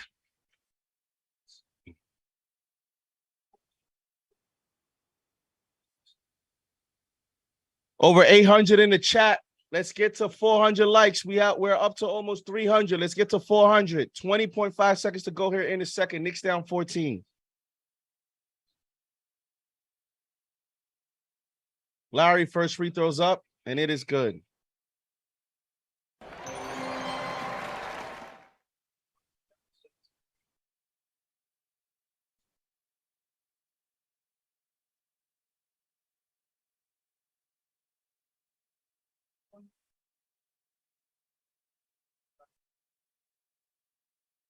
Oh, man.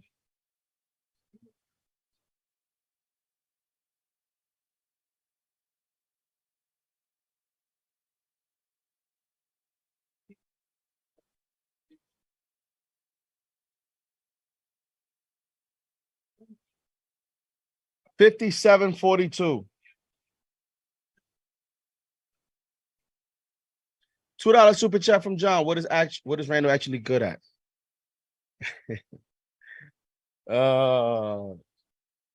Yeah, he's not playing well today. He's good at a lot. He's good at basketball when he wants to be. When he's motivated. Right now, he's not playing well in the first half. Shot clock turned off. 10 seconds left. Here come Randall. 6 seconds. Randall, step back 3. That's good. Julius Randall responds to your $2 super chat, John. Knicks down 13. Here comes Butler at the buzzer. No good. Knicks down 13. Knicks down 13 they should be up 40 the way they played. Knicks down 13. It is halftime.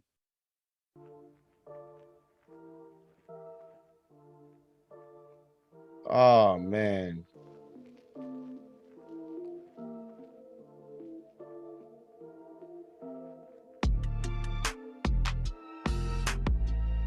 All right.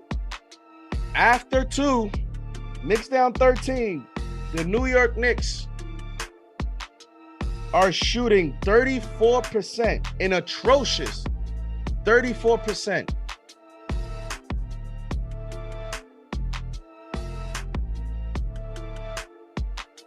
%.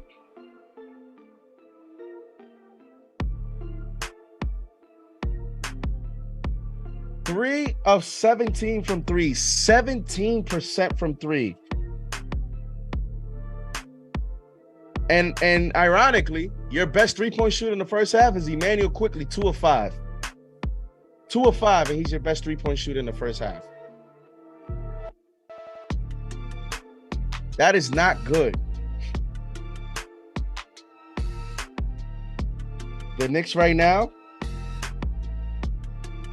And here's the interesting thing, and this is why I tell you guys, they're going to give you a chance. The Miami Heat are shooting 41% overall, and they're shooting 21% from 3. I can't tell me this team is better than us. How?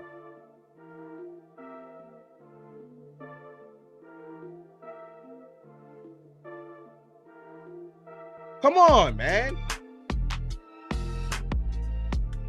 We just got to wake up. I mean, listen, you shooting 34% and 12% from 3.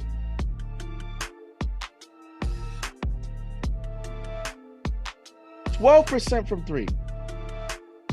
I mean, the Detroit Pistons might have a better record than you if you're shooting that during the season. Come on, man. The Knicks are shooting 83% from the free throw line. And as you see my keys, let's look at the keys to the game so far. How is that playing out? Number 1, tell you guys, we don't miss on KnicksFanTV. I only have 3 keys. I'm not trying to do 5 or 6 or 7. That's too many keys in the game. JD, what's your top 3 keys? As a fan, how can I feel certain that if these 3 keys happen, we're going to win the game? Well, key number 1, star performance. Your stars are supposed to play well in these situations right now. So let's look at key number 1, star performance. Julius Randle, 3 of 10 from the field, 0 of 3 from 3, 9 rebounds, 4 turnovers, 6 points. So he has 4 turnovers and a half. He's 3 of 10, 30%, and he hasn't made a 3 out of 3 attempts. Wait, so was that not a 3 at the end? I thought that was a 3. They didn't count that as a 3? That step back at the end? I guess they didn't count that as a 3. On the box score here, they have him as 0 of 3. He does have 9 rebounds and a half. It's crazy, too, because it seems like he missed a few more. But he does have 9 rebounds, but 6 points, 4 turnovers, -3, 3 of 10. That's not going to cut it. That's the first star performance. That's not a star performance. First star, no star performance. Jalen Brunson, key number 1, 14 points, no turnovers, 1 assist, 5 rebounds, 6 of 6 from the free throw line, 0 of 2 from 3, 4 of 11. Uneven first half performance. Started off terribly defensively, started off terribly offensively, and then he picked it up late, though. His defense was still not good, but he picked it up late. So he's starting to get it together. He's starting to cook a little bit, right? 6 of 6 on the free throw line. Efficiency starting to tilt up, but still 0 of 2 from the three-point line. Not good. So that covers key number 1. Star performance. Both of your stars are not playing up to par to this moment, although Brunson picked it up late. But as a key, not good enough. Key number 2. 3-point shot. Has it arrived? Well, no way. The Knicks shot 40% from 3 the last game. And my question for tonight, key number 2 was, does this mean that 3-point shot has arrived? Is it finally here? Well, it went back to space. It is gone. 12% from 3 in the first half. The only semi-positive is quickly going 2 of 5 is a positive at this point, right? Because if he hits one more shot, one more 3, he's 3 of 6. That's 50%. That's your only positive. Barrett, 0 of 3. Randall, 0 of 3. Brunson, 0 of 2. Your starting lineup did not make a 3-point shot. None of them. This is why if the Knicks lose this game, your Tom Thibodeau, you have to make an adjustment to that starting lineup going into game 4. If you lose this game, your starting 5, nobody made a 3-point shot in the first half. So 12%, 2 of 16, no way. Has not arrived. Obi Toppin, only 5 minutes. Obi Toppin is on pace to play 10 minutes, only 1 shot, missed his only 3. So there you go, key number 2. And key number 3, don't overthink Jimmy Butler. Well, I would say the Knicks are doing a decent job. In the end, he ended up having 15 points on 14 shots. That's actually impressive. 15 points, and this is why stats can be deceiving. You can look at it, oh my God, he's shooting 50%. He's 7 of 14. Yes, that is positive. 50%, 7 of 14. But that's 14 shots for 15 points because he didn't get to the free throw line. Only 2 free throw attempts for Jimmy Butler. They still overcommitted a little bit, got the Knicks lost in rotation. That's why I said don't overthink it. Play him straight up. Play him straight up. That's my opinion. That's key number 3. Do we have Alex here? Yes, sir.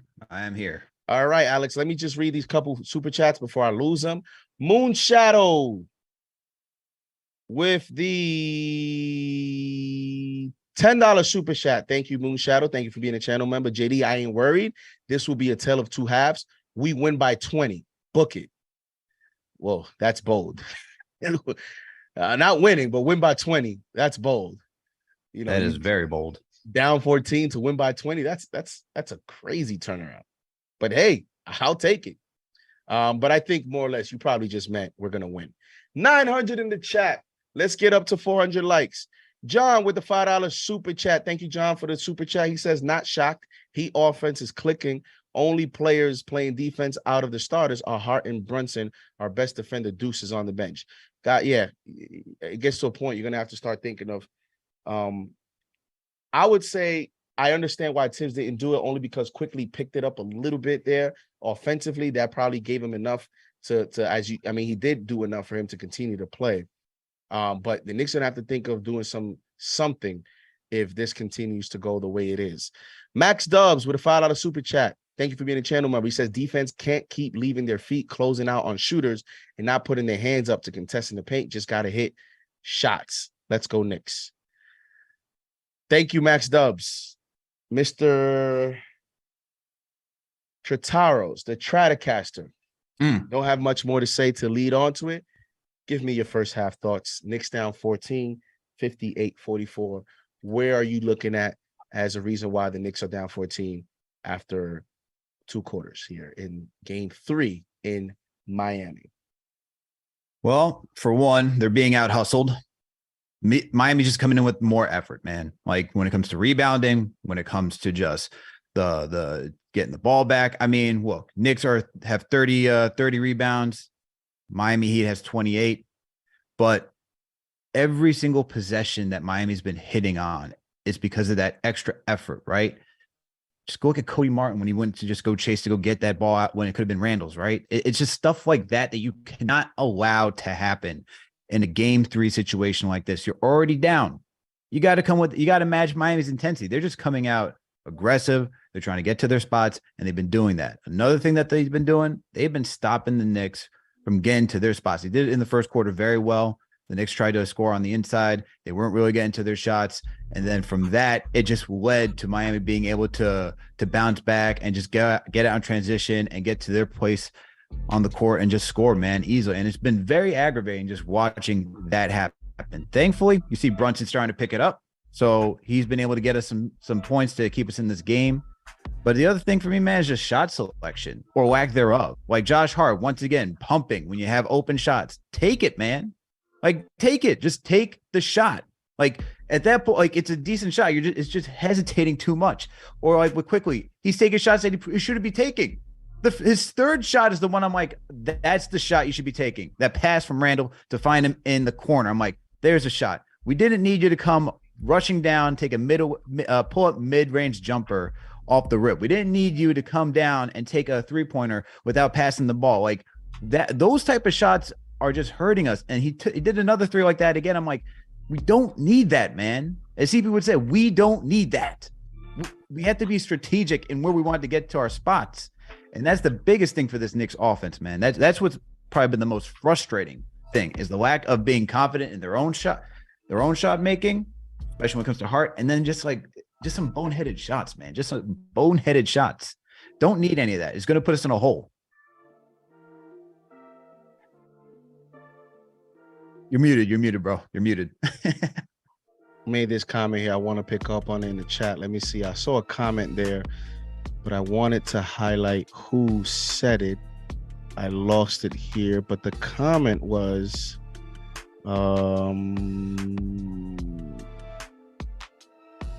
okay. PLab8 says, to Hart's credit, he knows his limits, right? That was the comment. And my response to that is, yes, that is a positive, obviously, that he knows his limits, and that's a player that doesn't force the action offensively, right? Because he knows not certainly his limits, he just knows how he likes to play, right? But in the end, he's shooting 52% from 3 on 2-point attempts as a Knick, 2 3-point attempts per game, shooting 52% as a Knick. And when you're passing up corner threes, which is the closest 3-point shot on the court, that's a problem, right? Now he's only shot one attempt. So if you shoot a few, you shoot 3 or 4 and you're 0 of 3, 0 of 4, I understand they're now not forcing it. But Alex, that's also a reason why we talked about him coming off the bench may be better for him. Yeah. Because if the starters are struggling, you go to your secondary players to pick up a little bit of the offense. And RJ, and then we talked about how the Heat, they welcome Hart with Barrett as a combination. They feel it becomes easier to defend the full spacing of the court because they don't have to close out, immediately to RJ Barrett. If they see RJ open, you don't see them going crazy to close out. If they see Hart open, you don't see them going crazy to close out. That, I think, having Hart and RJ on the court makes it easier for Spo to create schemes to do just enough to make it difficult on Randall and Brunson. And you saw it in the first half in terms of how they continue to close down creases and lanes for Randall, how when Randall gets the ball up top, even when he gets it on a mismatch, how many times he got it over Lowry, but then you had the other wing players right there by the corner free throw lines, waiting for him to drive and packing his lanes. That's because when you have Hart and Barrett, Spo is just not going to respect that. So that's why Tibbs is going to have to make an adjustment. You either have to tell Hart to shoot some of those corner threes, or you're going to have to create some combinations as they did late there in the second when Quickly started to pick it up, right? And that's why Quickly stayed in the game longer. So this is why I said if they lose this game, Tibbs is going to have to think about that starter lineup. And although Grimes is struggling, you got to still do it to see if he catches up and he gets his rhythm in his usual role. Remember, you're asking a player that's going through his first playoff series to adjust to a role off the bench in the middle of the playoffs when he wasn't doing that a few weeks ago. Exactly. Like, when was the last time that Grimes was coming off the bench? So now you're asking a player that's coming. You're asking a player that's going through his first playoff experience. You saw how that went for Quickly and RJ against the Hawks series when they went through the first experience, right? Quickly still learning, it seems like, because he's been struggling. And that is already a tough task for a guy that's going through this for the first time. Now you're telling him in the middle, just because he got hurt and he's coming back off injury, you're telling him to adjust on the fly in the middle of a Heat series? It's crazy, man. Absolutely crazy. Because, and to your point, right? And like, I'm being a little facetious. Like, yeah, he came off the bench to start the season when we had Cam and everybody for Grimes. But really, like, to be in a role coming off the bench and knowing that's a role that where you're in that placement, that's last season. He's been in the starting rotation up until the close of the regular season, even to start the postseason against the Cavs. He only missed starting because of an injury. Now, what we don't know, JD, is that shoulder injury more? Is he hurt more than we know for that shoulder? That's the only question I have. And I know he's only taken a few threes here and there. Like, I think 1 3 in each game. Like, I think he's only made one shot. I think he's taken like very few threes throughout this entire series, but still, out there, you have to get him back into rhythm. He knows how to play with Brunson. He's not playing with Quickly like that. And that's the craziest thing is you're talking about. It's like players. Tibbs talks about everyone knowing their role, right? And knowing your role comes down to which rotation you're part of, especially to start the game. And so Alex, to do this right now, it's insane. Does he have? Because you get caught in the zone doing the play-by-play. I don't think I recall seeing it. Does he have the sleeve or the patch or whatever that he has? He's got the tape. He's got the tape. He still has it this game? Yeah. Okay. I don't personally think it doesn't look like it's really affecting him. One, because his minutes increased in game 2. But if you look at even his basket in game 2 and his basket tonight, they were both drives. They were both drives with contact, him falling down, and he converted it through contact. Right. And I didn't see him grimace on those 2 plays. I didn't see him when he got the N1 at the Garden driving to the basket. Tonight, driving to the basket. Those were 2 tough shots. And I didn't see him like grimace or anything.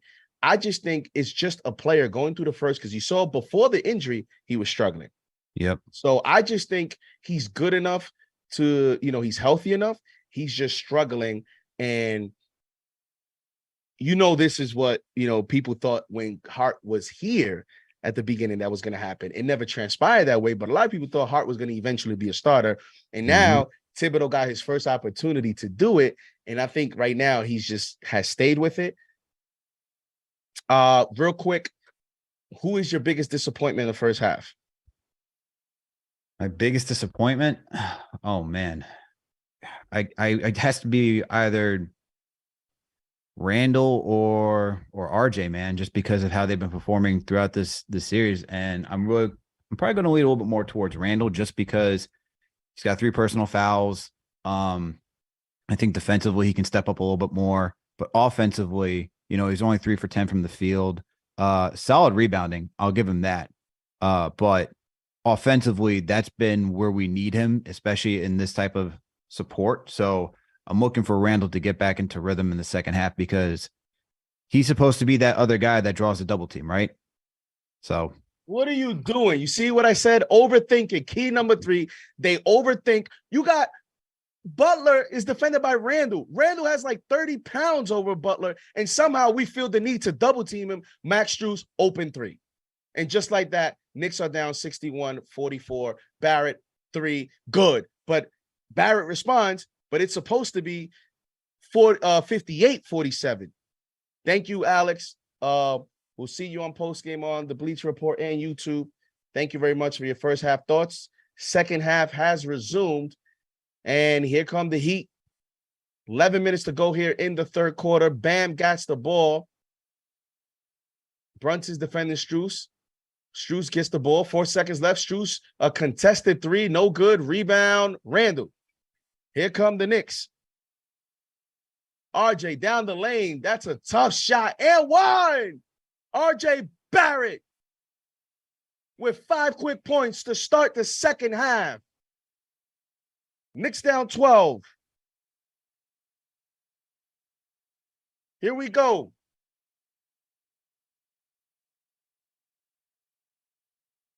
Foul is going to be on Gabe Vincent. And Barrett shoots the first free throw, and it's good. Knicks down 11. Come on. $2 super chat from Chuck D. Feels like we down 31 when it's only 14. Let's go, Knicks. Shout out to you, Chuck D. Shout out to the legend. Gabe Vincent drives under the basket. Mitchell Robinson contests the mid-range shot. That shot is short. Rebound by Randall. Here come the Knicks. Randall passes it to Hart, to Brunson. Brunson fakes the three. He drives, kicks it out to Hart, to Randall. Randall, long three. No good. Love. Outlet pass to Bam. Randall's 3 for 11 now, 0 for 4 from 3. Here comes Butler. Butler drives under the basket, and a foul called on Mitchell Robinson.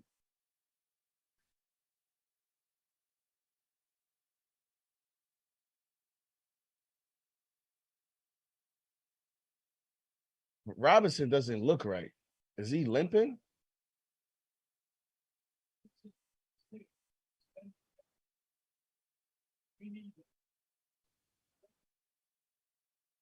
Jimmy Butler shoots, and Robinson's going to come out the game.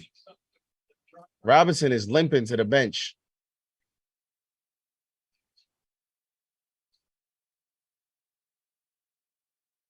Robinson has 4 fouls. He's out of the game. Jimmy Butler makes both free throws. It is 63-50.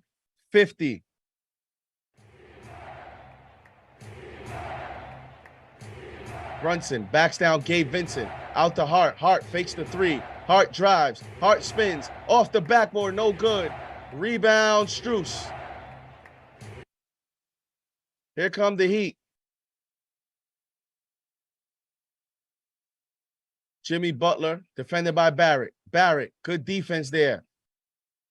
Under the basket, it'll be Heat ball. Pick up the basketball, man. Knicks are doing a good job on Jimmy when they don't overcommit. Key number 3, do not overthink defending Jimmy Butler.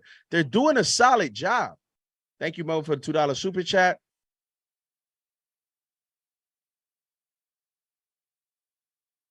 Oh, where's the travel? Jimmy Butler, 4 seconds. Butler drives. Butler fakes. Butler, no good. Rebound, bam. Knicks are just not getting these rebounds now. Bam, backing down, bam. Love, Strus, drives on Randall, and Rosen. Strus gets the rolling. Randall just looks like I don't know, he looks sluggish. Knicks down 15.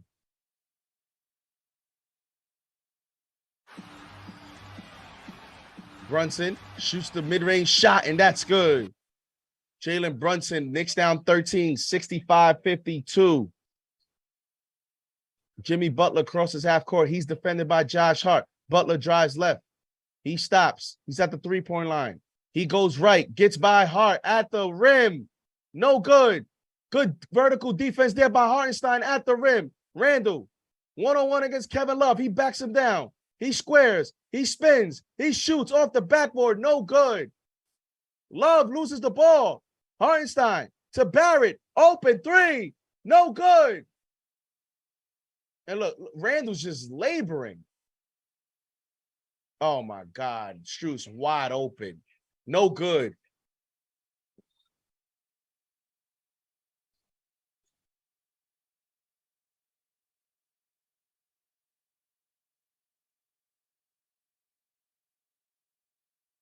Knicks are not winning the hustle battle right now. And they're not making shots, man. Open threes.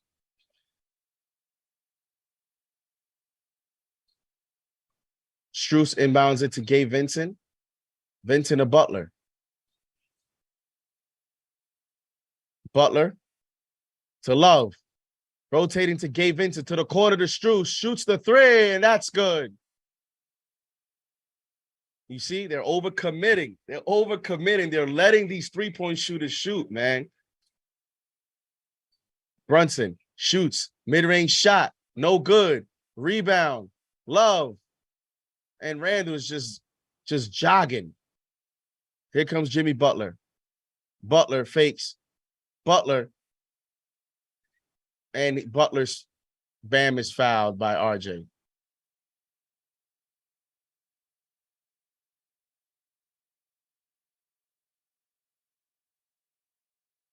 Knicks down 16.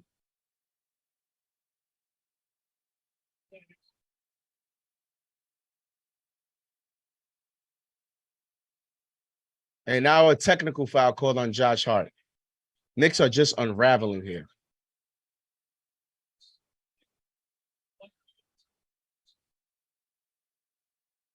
This is just dumb. Josh Hart, this is unacceptable, man. Unacceptable. Like, don't get gassed up because you hustling all that. You got to play smart still.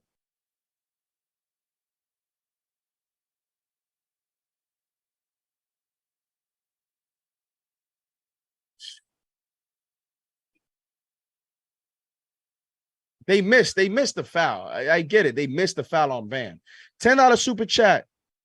SND, the art man. Knicks are shooting 13% and down 14. If Knicks come back from the half and keep this paint scoring and just shoot 4 of 12, 33%, we can win this game. Also, they have to stop the bonehead turnovers. Well, from the moment you said that to now, nothing has changed. So I agree, but it's not playing well right now. Bam at the free throw line for 2.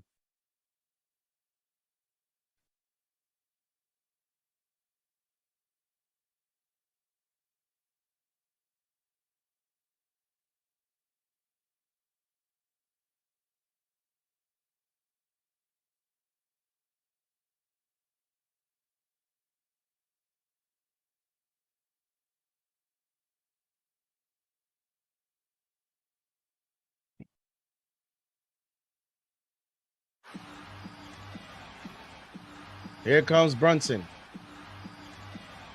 Brunson to Barrett. Barrett to Hart in the corner. Shoots the three. No good. Rebound Randall. And a foul is going to be called.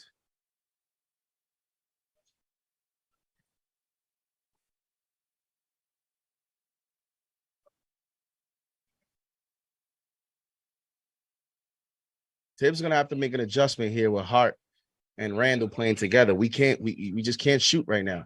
Brunson drives. Look, they're just packing. Look at that. Barrett in the paint, 1-on-1 against Jimmy. Short. We just can't shoot. The Knicks just can't shoot. They can't shoot right now. Tibbs going to have to make an adjustment with this Barrett-Hart combination. Spoelstra just, he's feasting off that combination. It's making it more difficult for Brunson and Randall to operate right now. Oh, man.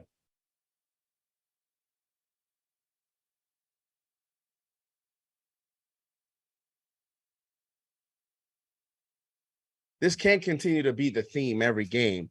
We're barely winning. We're barely and that's the thing. Never, the way we've been shooting, teams never have gotten to the finals that way. It just doesn't happen. That's why I said you have to take a certain risk and just die with it. At this point, you have to make a decision where you say, you know what?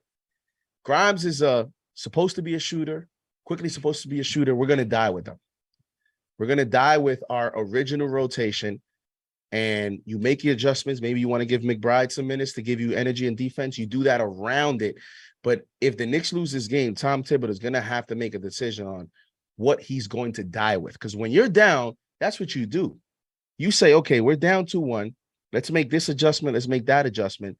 But all in all, what is the most thing we need right now? And the most that the Knicks need right now is shooting. Okay, so let me look at the personnel. Boom, boom. Who's the advertised shooter? Grimes is the advertised as a shooter. Quickly's advertised as a shooter. And you just got to play the right combinations and just die that way. And if you lose, then as a front office, you have to make some upgrades in the offseason. Like, that's typically the template mentality that you have when you get to that point, 3-4 games into a series and you're down in the series.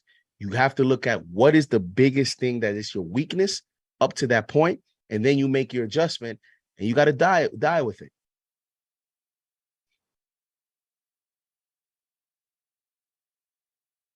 Over 820 in the chat.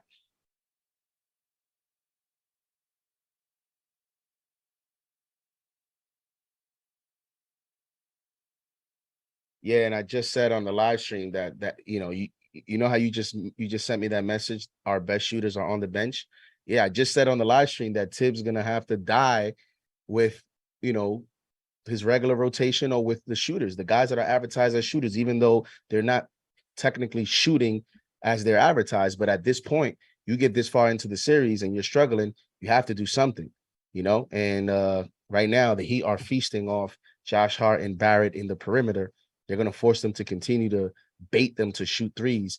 And Spo will have no problem telling his Heat players, we lost because of that. The Heat players will buy into that philosophy, and we have to do something about it. There you go. I just have a ton of people always asking me for my thoughts and sending me messages on the game as we are getting ready to resume play here. Over 850 in the chat, over 400 likes. Let's get to 500. Come on, man. Knicks got to make a run here soon. It's going to be interesting to see if Tom Thibodeau goes to his bench early, too, in the third quarter. Will that be an adjustment? But the 50-50 loose balls, we're just not getting them.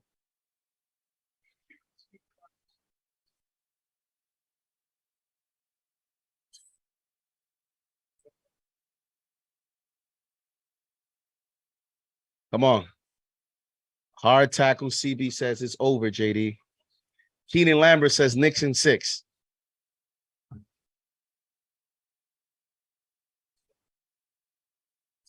$71-52. I think this matches their largest lead of the game. Love is going to inbound it. And he does to Bam. 15 seconds to shot clock, 6 minutes, 55 to go. Butler loses the ball. He gets lost. Turnover. It'll be Knicks ball. And Butler's hobbling now.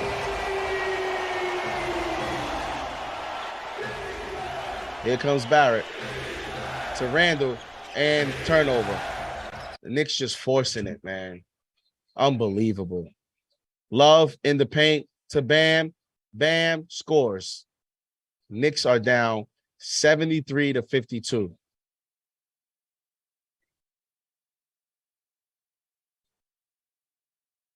Here comes Brunson to Barrett. Look at the way the Heat are playing defense. Barrett gets the ball and they're just backing down. They're not gonna allow them to drive like they want to. And that's how you got to create the spacing with their starting lineup. There's no spacing right now. He loses his balance, crashes into the stand shot. Watching, you can see the push in the lower back. You're going to see him go right now. Brunson gets the ball, gets the screen from Hartenstein. Out to Hart. Hart shoots the corner 3, and that's good. I told you, and at halftime, he's going to have to take those corner 3s. 73-55, Knicks down 18.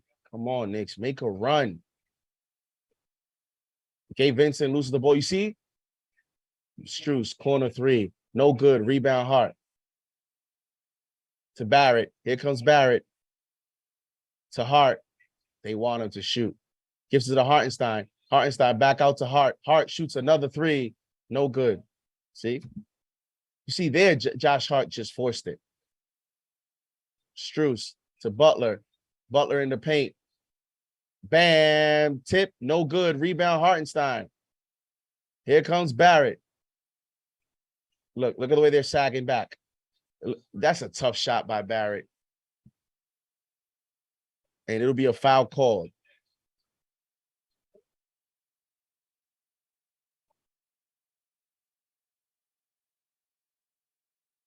What is the call? The call is on random. Loose ball foul on Randall.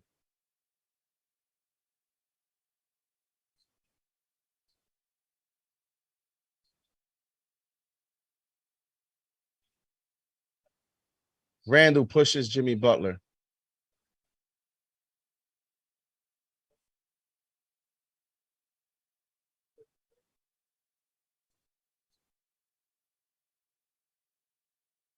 And Jimmy Butler's going to go to the free throw line for 2. Oh, my God. What a flop performance by Randall right now. You can't perform like this in a critical game. You just cannot. You can't play this bad, man.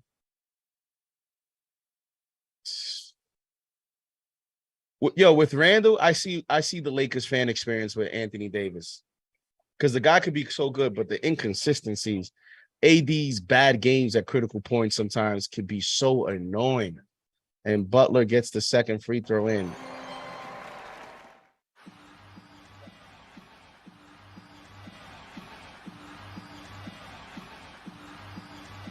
Here comes Brunson to Barrett. Barrett shoots the 3. That's way off.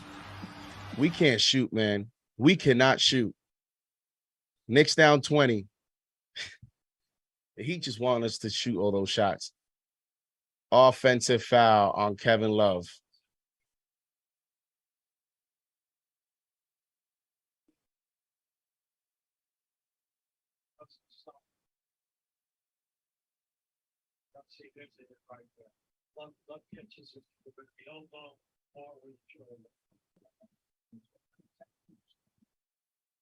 Here comes Hartenstein to Brunson. Brunson to RJ. RJ, another open 3, and that's good. But look at the defense. Look how they acted like they were late in the rotation. They just want RJ and Hart to shoot it. Knicks down 17. I wish I could show you guys the breakdown on that. How the Heat, they faked like they were late on the rotation, and it was all just and Butler gets fouled by Brunson. See, they're overcommitting, overthinking it. Leave. Look, oh my God. We are respecting Butler too much, man. Look at right there. Why do you need to double team there? He's going to turn around and shoot a fadeaway. Why? We're just respecting this guy too much.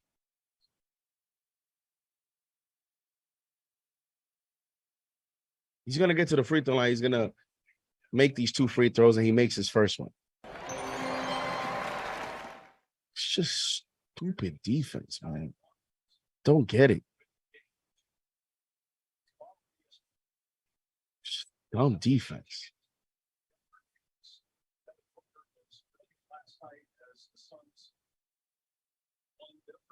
See, now his points production is picking up because now he has 9 free throw attempts.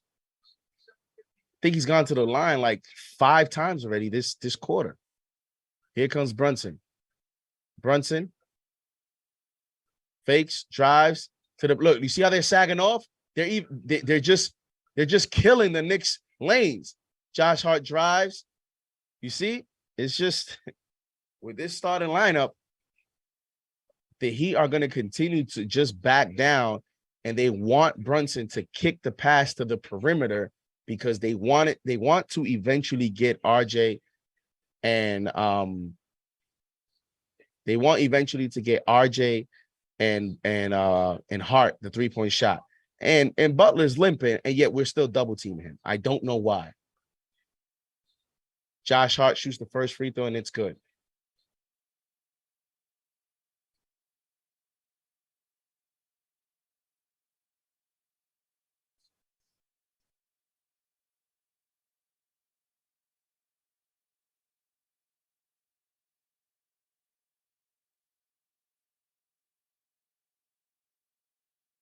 Josh Hart. Second free throw, it's good.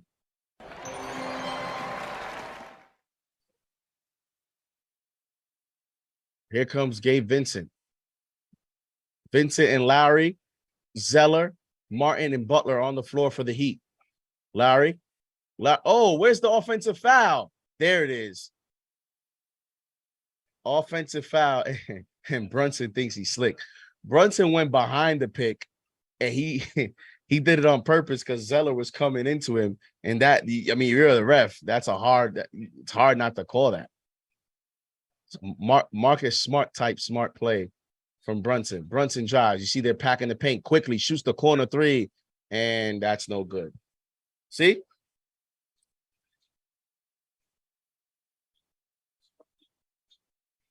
At this point, got to tell him to keep shooting, man. That's an open three. Got to die this way. Now you have Quickly with Hart on the floor. So Quickly is supposed to be a better shooter. That's an open look there he missed. You have to hope it eventually falls down. Do not double team. Leave him on an island. Butler. See, look. Oh, Randall's way late. Wide open, Lowry.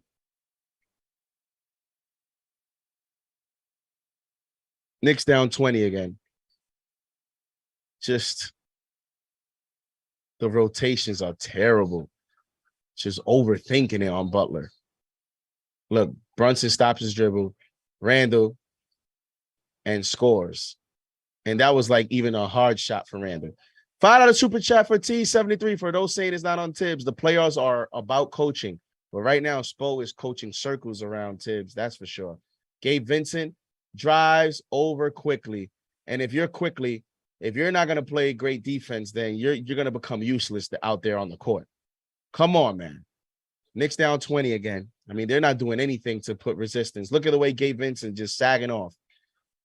Brunson. They're hounding Brunson. Quickly.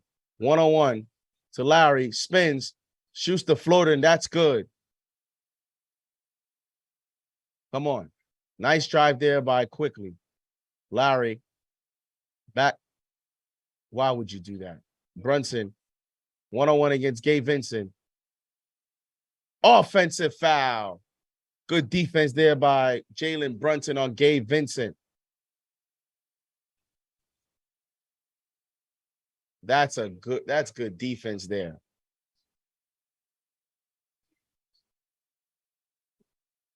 Good defense there by Brunson. That's 3 offensive fouls Brunson has drawn just this quarter. But it hasn't done anything for the Knicks. Knicks still down 18. Timeout on the floor.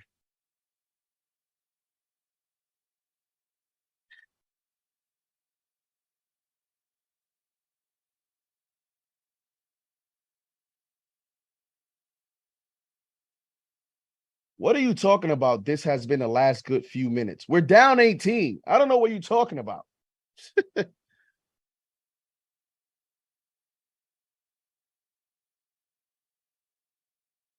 Shout out to the chat. Shout out to the channel members. Over 800 in the chat. Oh, man. Father P, shout out to you, man. Tough play-by-play when, you know, I'll tell you what, Quickly has lost a lot of money these playoffs so far. He's lost a lot. I just saw a clip him saying that, you know, everybody thinks he wanted to be Lou Williams, basically, and then he's saying Steph Curry was his favorite player or something like that, kind of subliminally, cryptically, that's even a word, saying that, you know, like, yeah, all you guys want to pin me as a 6-man, but I think myself as a starter. Well, you're not playing like one. So you need to calm those goals down, because right now, you're not playing like you're an NBA starter. You're not even playing like a 7th or 8th man in a rotation. You know? So, I mean, think about it. When have we ever seen Quickly have 10 points and be a -7? Quickly rarely is ever a minus in the plus-minus. Rarely ever a minus. Not when he has 10 plus points. Never. He's a -7 right now. Like that should tell you, because the analytics are always, at least for the season, have been on Quickly's side.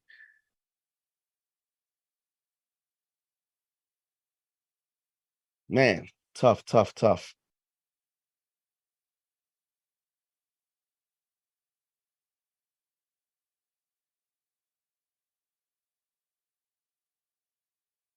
Okay, don't look at the score. You got to look at the score, George. That's the whole point. I know what you're saying, but we're down 18. Don't look at the score. Of course, the series isn't over, Vic. I will say that history says the winner of game 3 wins the series 73.3% of the time.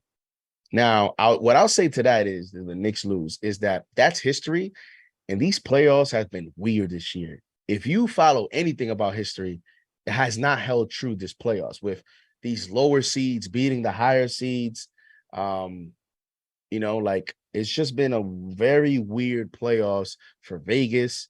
A lot of the games you think are gonna, teams are gonna win, they don't. Are they looking for this for a flagrant? I hope they call it a flagrant. He elbowed him right in his grill. They gotta at least start calling that so the offensive player doesn't get all this leeway.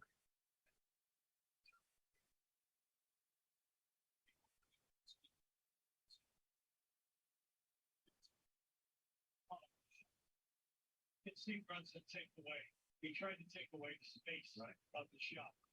But the shooter was determined that he was going out because he figured he could get a foul situation. What are they reviewing here? Are they reviewing if this is a flagrant? They better be reviewing if this is a flagrant. They better not be looking to overturn this because I'll go off. This would be ridiculous. Ola Sumba said Tibbs not getting fired. Yeah, he's not getting fired. There's no Giannis here. Why would Tibbs get fired? Why? I know people don't want to hear that, but why? Like, there's no pressure here to fire him. There's no player here that would demand that. Randall loves Tibbs because Tibbs protects him. So Randall's not going to say anything.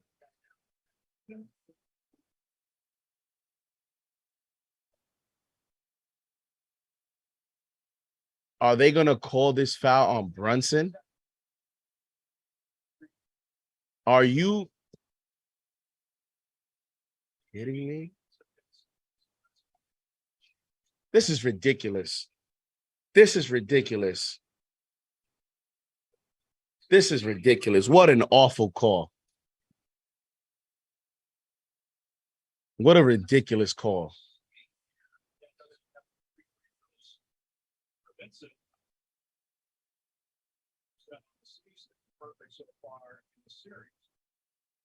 Wow, they overturned this. This is such bull jive.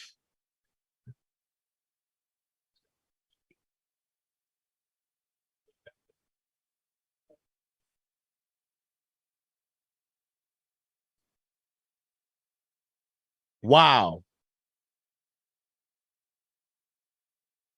Gabe Vincent makes all 3 free throws. 2 minutes here in the third quarter. Here comes Randall. One-on-one. Attack him. Look. Attack Butler. Wide open heart. And that's good.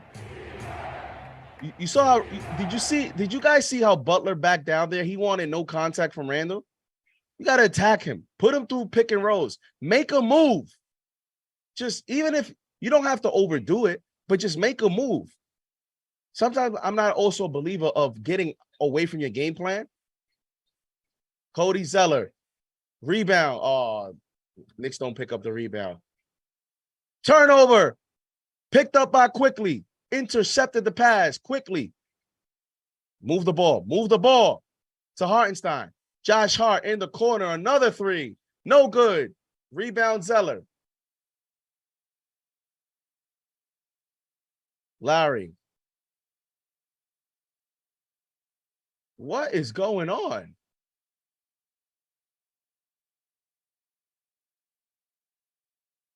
What was that?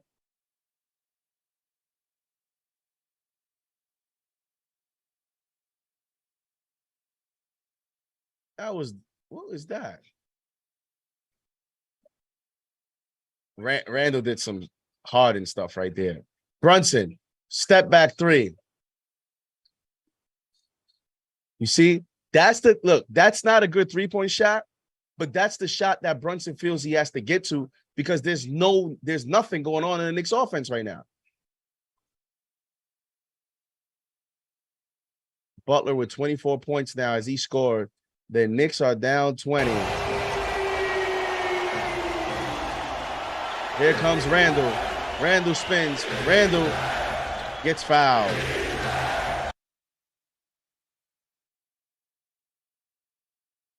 And Randall's going to go to the free throw line for 2.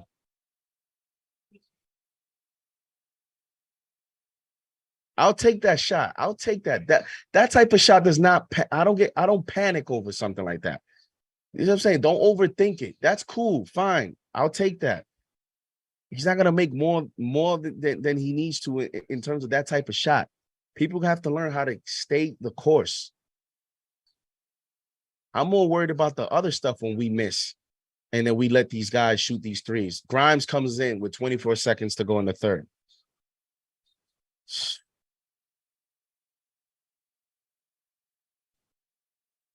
I mean, you're down, whatever, and you take so late to just sub and just unbelievable. Randall misses the second free throw. Picked up by Grimes. Grimes kicks it out quickly. Open 3. No good. Quickly drives, shoots the floater. That's good.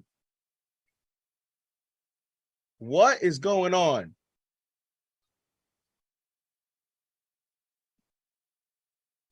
Wow, and they start, and Caleb Martin. Oh. Okay. Okay. Okay. Okay. Okay. You know what? I kind of like Randall's response to it. Look at Jimmy. Okay. All right, Knicks. How do you respond? It might be too late now. How do you respond in game 4 if you don't respond now? You either respond now or you better respond game 4.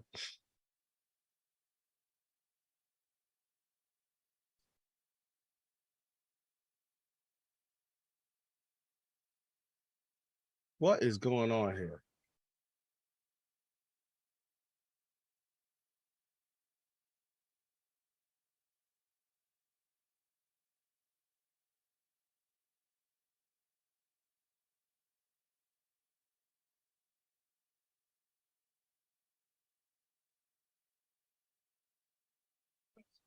What do you guys think? Zeller pushes Randall. Hartenstein pushes Zeller behind him. And then Caleb Martin comes in and starts talking some stuff to Hartenstein.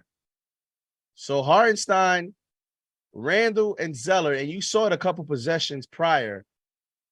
You saw it brewing as Zeller started to get frustrated. And that came from the first foul that they called against Zeller. Zeller thought that Randall did some smart stuff there, which he did. And possession by possession later, it started to get heated. And now, guys, you have your typical Miami Heat, New York Knicks 2023 version as Jimmy Butler is just chilling. And if I'm a Knicks fan, or I'm sorry, if I'm a Knicks player, Knicks fan, we can't do anything. I'm looking at the way Jimmy Butler is just cooling, not phased. He's comfortable out there. What are we going to do about that? What are we going to do about that?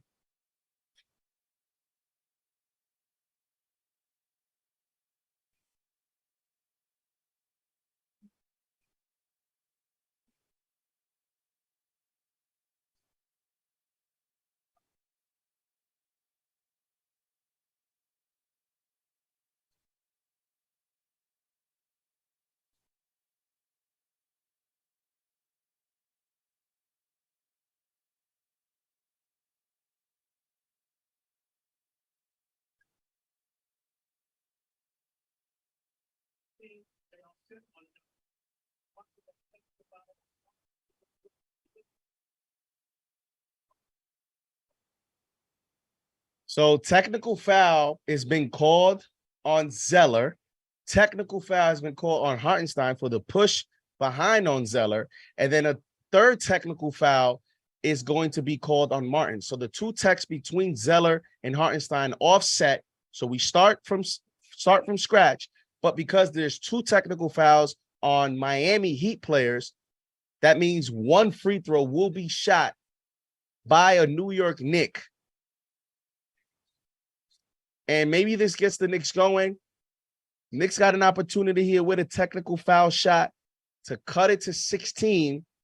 And again, if you don't respond this game, you better respond in game 4 because Cody Zeller is giving you your PJ Brown impersonation now. And Randall shoots. Why is Randall shooting the free throw? Randall misses the free throw. And I never understand this. If we get an opportunity to shoot a free throw, I don't understand why we always have sometimes Randall shoot these free throws unless he had to. I don't think off a technical. I think you just pick the player. Ahmed with a $5 super chat says, Miami really punked us in this game also with the help of the refs. Shaking my head. Shot clock turned off. Grimes defending Butler. Grimes, nice defense there. 3. Grimes, good defense. I'll live with the shot. And he missed. See? Don't overthink it. Leave him on an island. After 3, the Knicks are down 17.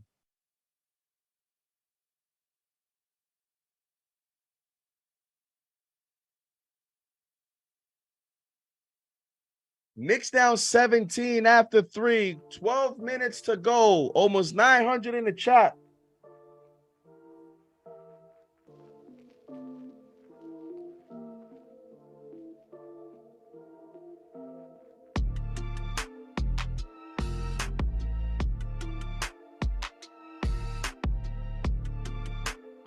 Unbelievable. The Knicks, we're getting outplayed. We're getting out-muscled. You know, we're unbelievable, man.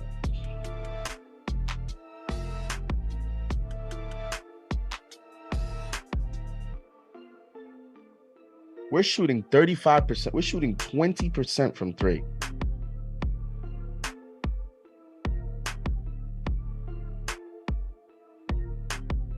Now, this is what I'm saying. Grimes has 9 minutes. She's only shot 1 3. But then Josh Hart gets 6 attempts. Barrett gets 7 attempts. Like, why are we not getting Grimes more involved? Like, I know he's struggling from 3, but can we get him more shots to see if he can turn it around? Like, can we do that? Can we find out? That's all I'm saying. Can we find out? 900 in the chat. As you see my keys to the game, key number 2. It is not here. It is long gone. 6 of 30 from 3 are the New York Knicks. And the Knicks are not a good shooting team right now. They're not a good shooting team.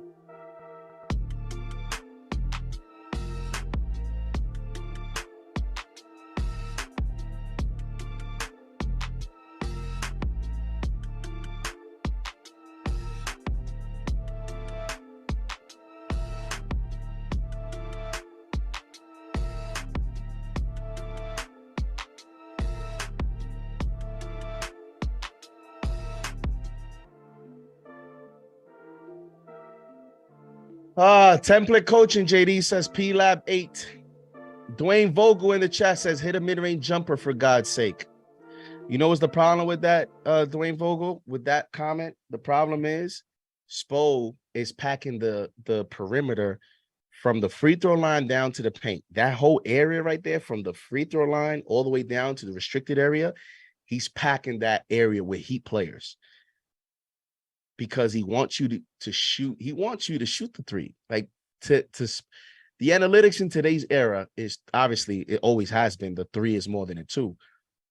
But what the analytics say or the eye test is telling Spo right now is the Knicks are actually, you see, one way Spo understands that the Knicks are the more physical team. They have the more physical personnel. They are the better rebounding team. They have more size. How do you counter that? Well, the way you counter that is if the other team allows you to, for them to shoot the 3, you force them to do that.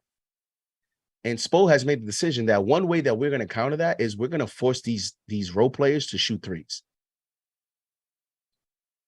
Barrett shoots the mid-range shot and no good. it'll be Knicks ball. So there, Dwayne Vogel, Barrett did get a good look because he got it off a screen. He got it off a pick. So if you're going to go for a mid-range game, that you're going to do it off picks, because if you do it in one-on-one situations, the Heat, oh my God, the Heat, they're getting all the calls. It's going to be Heat ball.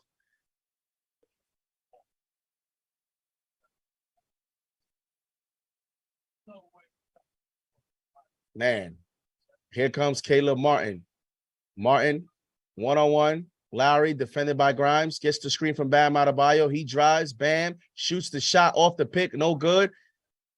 Rebound, and the Knicks are just getting out-muscled, man. Highsmith. Come on, now the Heat are going to get another opportunity. You work that hard to play defense. Come on, the Knicks are just not boxing out.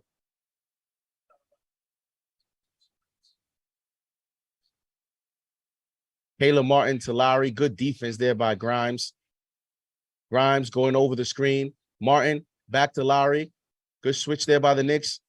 Barrett has to play good defense. He's going to here comes Lowry to the paint to Adebayo, and that'll be a 24-second shot clock violation. That was good defense there by Grimes, and then good communication on the switch between Grimes and Barrett. But great defense there by Grimes, all the way from the corner to Lowry to the center of the court, playing defense on Larry. This is what got Grimes fourth quarter minutes last game. Now you got to get him going offensively. Obi to Barrett. Barrett drives. Barrett to Obi. Obi drives. Obi to the lane. Obi misses the layup. Knicks just can't shoot, man. Lowry to Duncan Robinson. Robinson. Back out to Larry. Larry defended one-on-one by Grimes. 8 seconds in the shot clock. Larry shoots the contested jump shot. No, and Highsmith is wide open in the lane. No, not a soul to put a body on Highsmith. Like, you know how, and Obi's out of bounds. These guys are lost.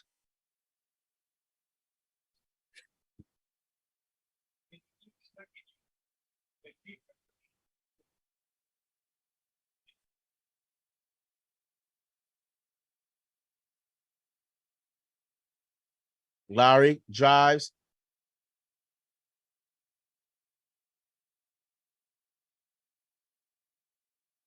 And now Emmanuel quickly is getting sunned. Unbelievable, man. Knicks down 21. Grimes drives, and he scores. How about that? Look at that. Look for that adjustment to be made by Tibbs, hopefully, for game 4.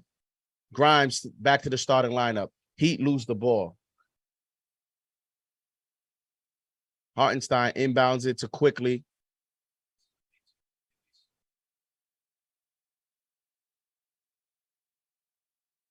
Quickly gets the screen from Obi.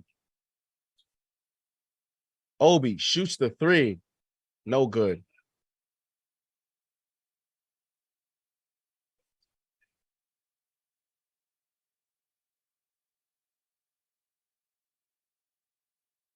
Oh, man.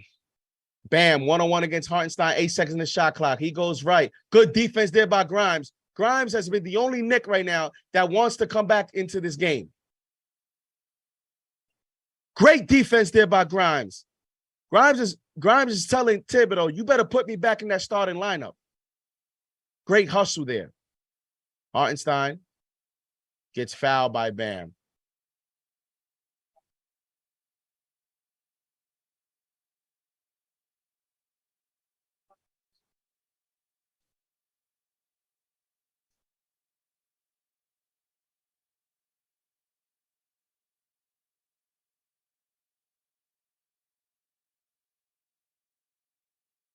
Grimes is going to inbound the ball to Quickly. Quickly drives right. Quickly to Barrett. You see, they're not respecting Barrett at the three-point line at all. And that's what allows them to rotate effectively. That's the problem. The problem is Spo is not respecting the shooters. That's what's making the Heat defense better than what it really is. Is they're not really closing out on the on specific players on the Knicks. Just coaching circles around Tibbs.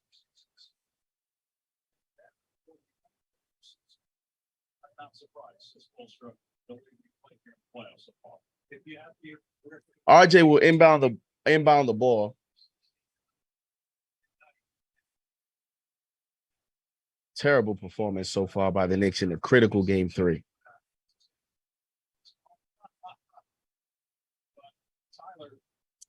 $14 seconds in the shot clock, 91-72 Miami, 8 minutes, 56 seconds to go here in the fourth. Barrett will inbound it to quickly, drives left, stops.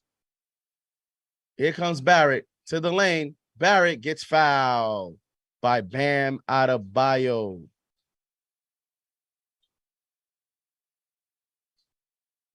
Bam has 11 rebounds so far. The fourth quarter is not over yet.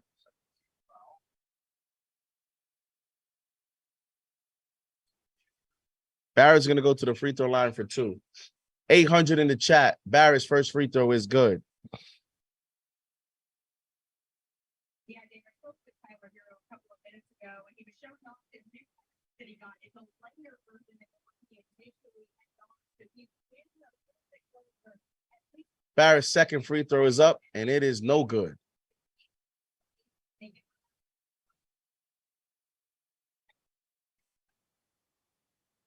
Larry, 15 seconds in the shot clock. To Duncan Robinson. Robinson drives. Robinson to Bam. Bam traveled, and Bam dunked. Knicks down 20.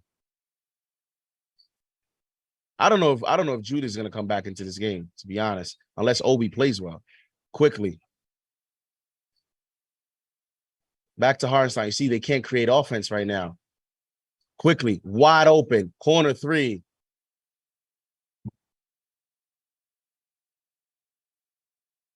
Starter, please. Quick, Lowry in the paint. Quickly's been getting schooled.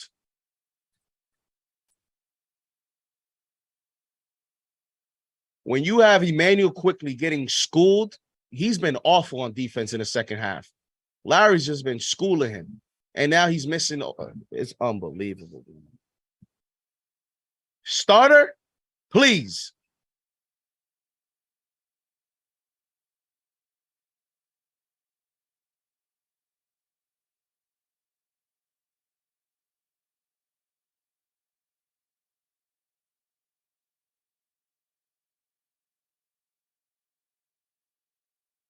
Paul Enzo says IQ's losing that big contract coming up. Well, he technically hasn't lost it yet because technically he does have a contract year next year. So I believe that's his contract situation. So he can turn it around next year, but Isaiah says, all right, JD, you can sign off if you need to, bro. Oh, man.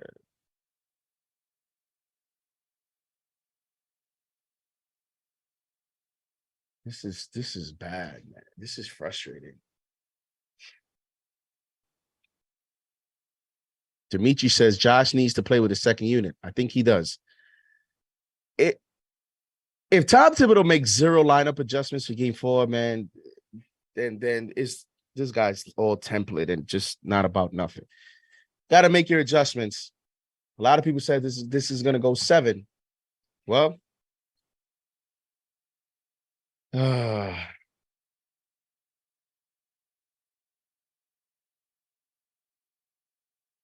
this is rough, man.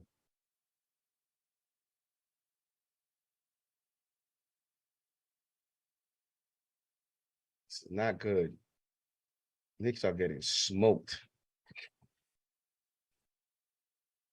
And it's really not even that serious, man. It is not that serious.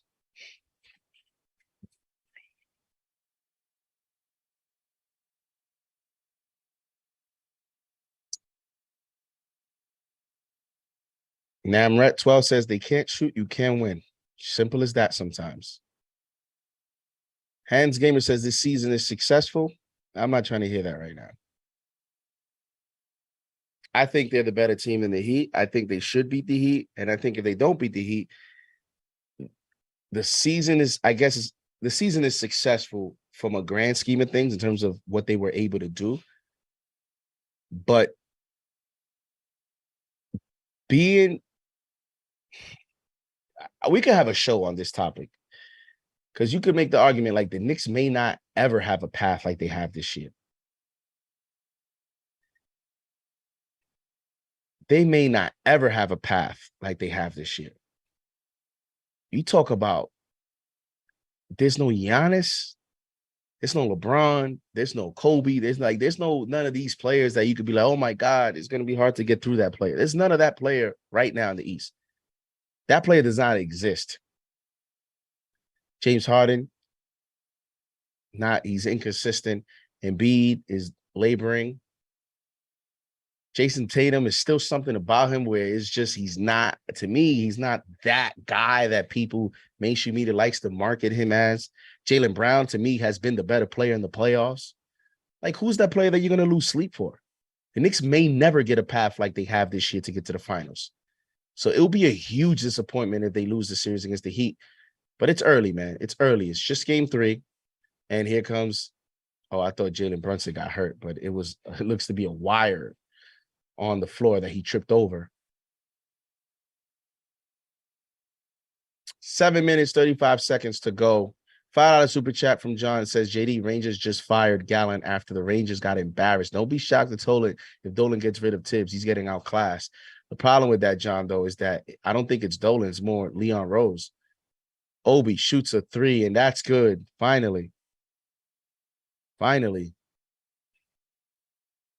Knicks down 19. 7 minutes, 20 seconds to go here in the fourth quarter. Can the Knicks make a little late run? Grimes gets called on the foul on Lowry.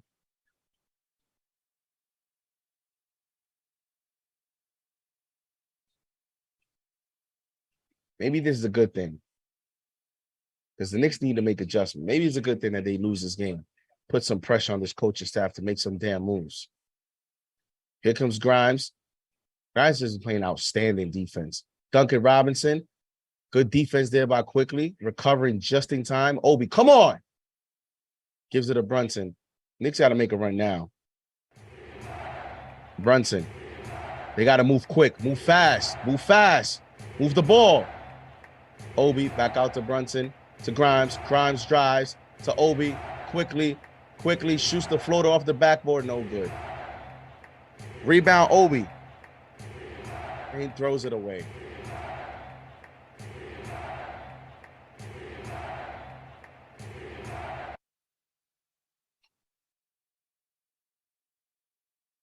Oh, you know, I'm start eating this Scooby-Doo snack.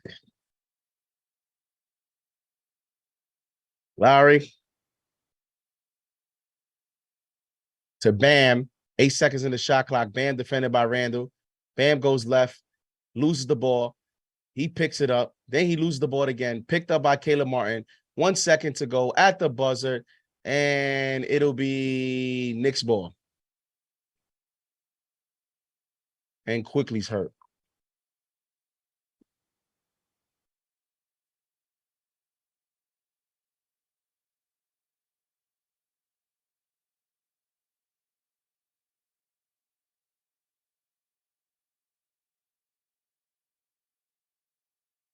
It's gotten this bad. I decided to eat a Scooby-Doo snack. Mr. Rudy Poo, $5 super chat. That play you talk about is Jimmy Butler's sad part. $2 super chat from Joseph Osordo. We can effing score. Thank you, JD. Thank you, Joseph.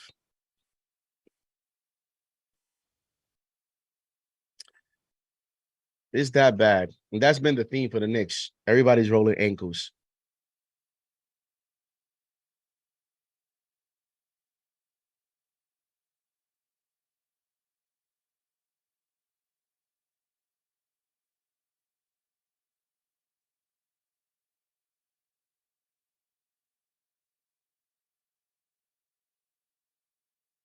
This is how you know it's bad.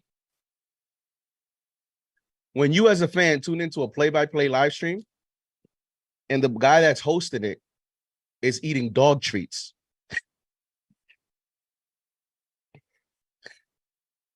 You got to be wondering, wait, is the host eating dog treats? Something's going on. Is there a game? It can't be a game going on. That's what I'm watching. My Lord.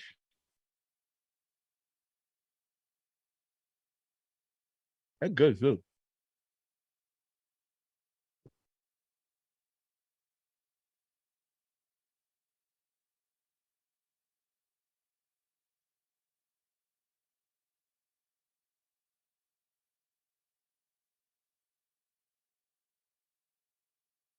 This is how bad it is. I'm over here eating dog treats on the live stream while the game's going on. That it's gotten that bad.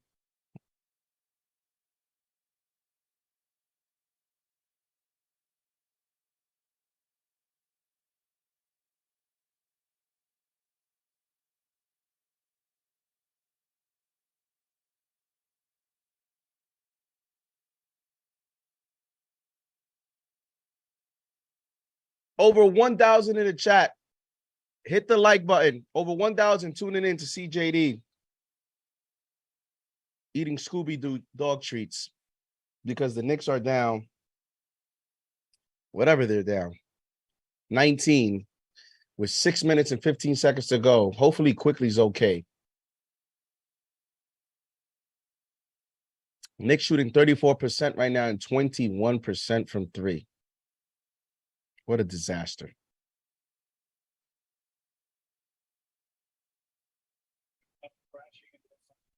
It was held off and walked very slowly and back to the locker room from the training staff.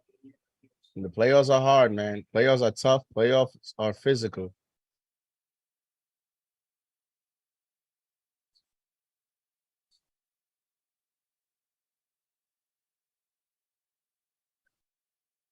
So the host just said, whoever's announcing it, I have a small volume, said that Quickly maybe he's playing the best playoff game of this, like the best game of the playoffs, and he's shooting 33% and 25% from three.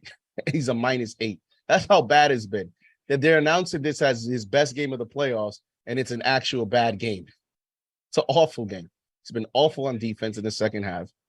He's not shooting well, and it's gotten so bad that if he goes 2 of 8 from three, it's like a positive. I told you guys, all you gotta do is please tune into what I said this morning on SNY with Dexter. It's on the channel. Quickly is my X factor for the ceiling of this team in the playoffs. Butler, Grimes, open three. And Grimes wants his starting job back. Give him his starting job back. Can we get him some shots? Let's see if he can get going. We're not going to find out if he's not shooting threes. 95-79 Miami. Grimes again making a late push like he did. He's wide open, Caleb Martin. In and out. Knicks got lucky there. Here come the Knicks. Obi, nice pass to Brunson. Brunson gets fouled. Where's the and one? And the Knicks, just like that, down 14. Don't you guys hate this? Don't y'all hate this? When you go, why now? Why it took you so long? Why it took so long to play Grimes? Why it took so long to get Grimes going? Grimes now has played well here in the second half. But why it took so long? He has 8 points, only 5 shot attempts. He's 3 of 5. Why does he only have five shots? Why can't we do more to get him more threes? Hello, coach. Please, can we get Grimes more than 2 3-point attempts? Unbelievable, man.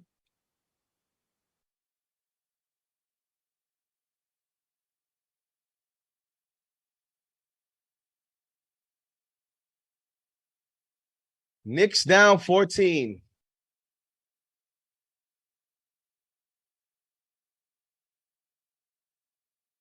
Grimes is an X Factor, says Mind Infliction 718. He's one of them.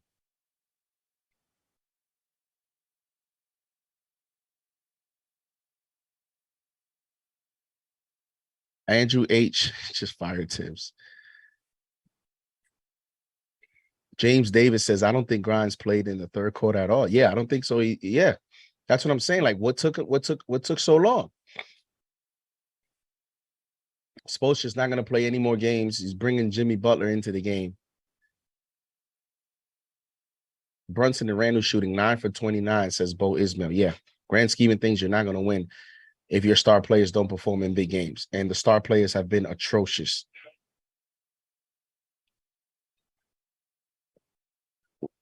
Here we go. Lowry to the corner to Strus. Strus, whoa, shot is blocked by Obi. Nice recovery there by Obi. It's still a risk because you don't want to be in that position, but give Obi credit for at least going all the way using his athleticism and getting and contesting the shot away from the shooter to prevent a foul being called.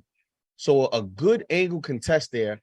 And Tibbs is going small here with Obi and Randall to end the game. Here comes Jimmy Butler with a tough shot. And Jimmy Butler is starting to talk trash here to Josh Hart, says he can't guard me. Here comes Brunson to Randall. Randall in the paint gets fouled by Bam. Knicks down 16. Randall's going to have an opportunity to shoot 2 here.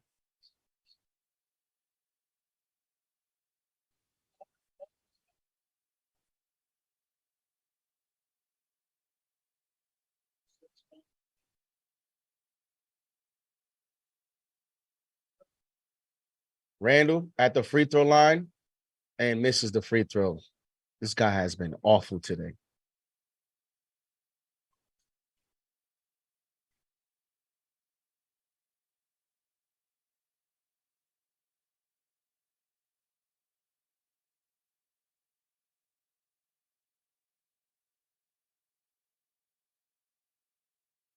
Randall makes his second free throw. Knicks down 15. 4 minutes, 38 seconds to go.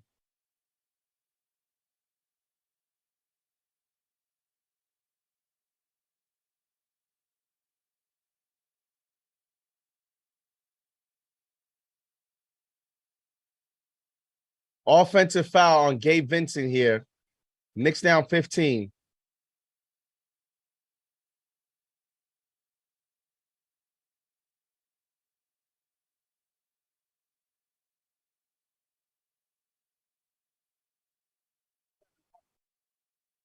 Brunson drives, and he scores. And Knicks down 13. Another timeout by Spoelstra.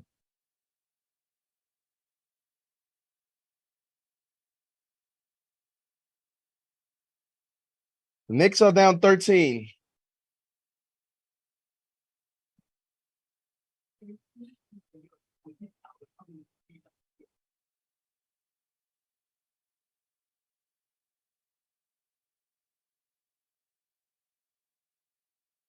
Man, this is frustrating.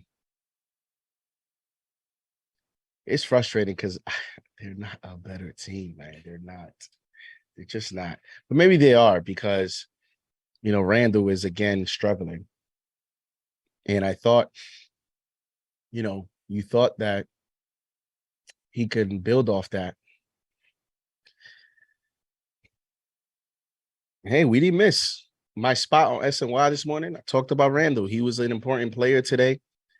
The problem is, like, for Brunson, when nobody else plays well, man, it puts so much pressure. He has to be near perfect, right? He has to be near perfect. And yeah, people are going to hype up Jimmy Butler's performance. It's not that crazy, right? But it looks better because Jimmy's supporting cast is playing well. File out a super chat from Chuck D. Heat fans filing out during a playoff game, trying to get back into the arena will forever paint the real Heat fans as casual like Fugazi, MSG celebrity row. Yeah, man. There's Heat fans leaving right now. They think that game's over. They do that wins and losses. It's embarrassing. Butler down to and Bam gets. We see overcommitting to Jimmy. Overcommitting. Like the Knicks don't have an answer. They do. They're just coaching these dumb schemes. Brunson misses the layup. Randall under the basket. He goes up and he misses the shot. Randall's got to make that, man. Come on, bro. Grimes defending. No. Jimmy Butler. 1-on-1. Butler. Hey, look, no hand up by Randall. I mean, no hand up. Just atrocious effort there. He played good defense, keeping him in front. Grimes, the contested, the open three, no good on the transition three.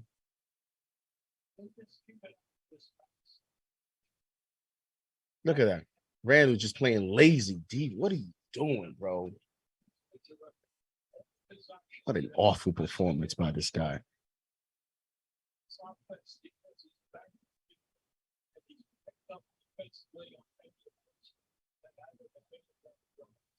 Stephen Reed says Randall never puts his hand up. Yeah, he never does. Lowry to the corner to Martin. Martin shoots the three. No good. Rebound. It'll be Heat ball.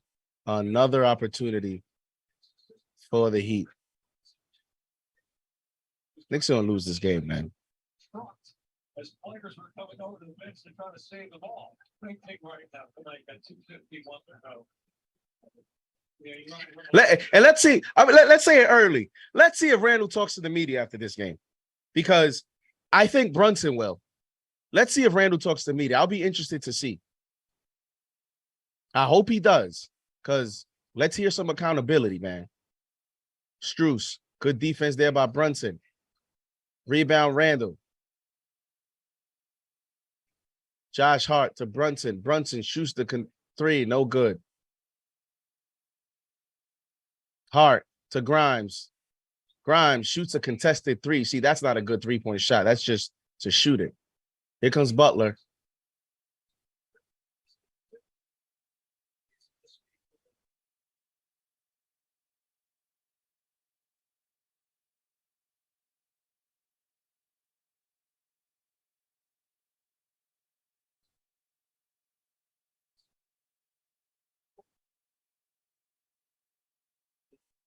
Knicks are getting beat up physically.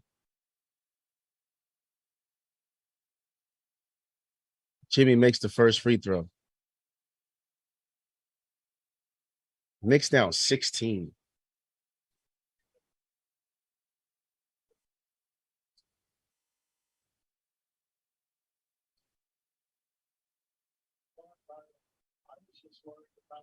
Jimmy shoots, and he makes the second free throw. Here come the Knicks to Obi. Obi drives, shoots the floater, and that's good.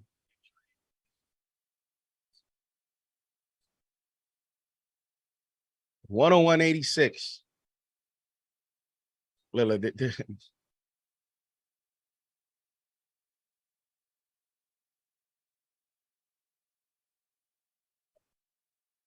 Butler to Lowry to Strus. Strus drives. Strus and Hart fouls Strus. Hart has not played a good defensive game either. He's a lot of dumb fouls.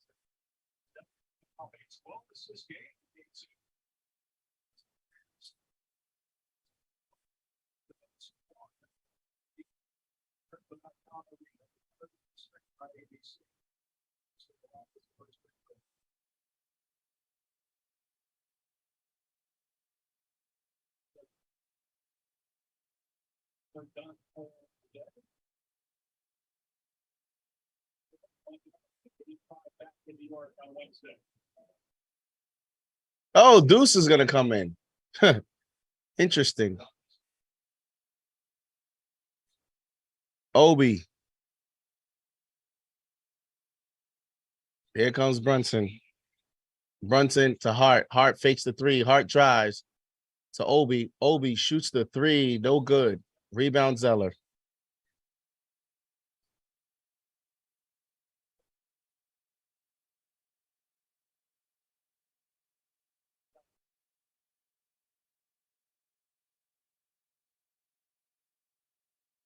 Zeller, floater. Randall, stat padding.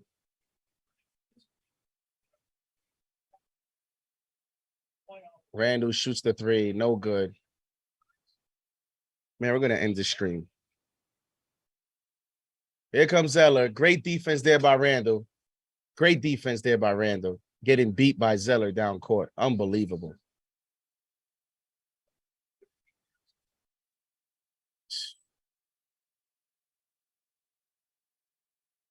And Grimes travels, thinking too much.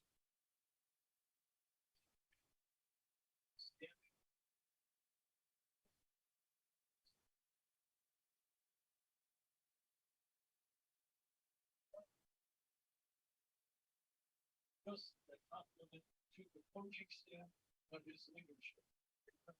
He started out in the video, then he became a scout. He was a scout. Then he was putting together game plans. He moved up as an assistant. And every move that he made, he deserved that he worked on his conversion. All right, I'm going to end the stream, man. Thank you guys for tuning in. The Knicks are going to lose this game. Highsmith drives. Hart rebounds. Here comes McBride to Grimes. Oh, to Daquan Jeffries. The game's over. We're going to get ready for post game here. So Knicks are going to lose 105-86. An embarrassing performance. Embarrassing coaching performance, embarrassing star performance, embarrassing performance all throughout. Here we go.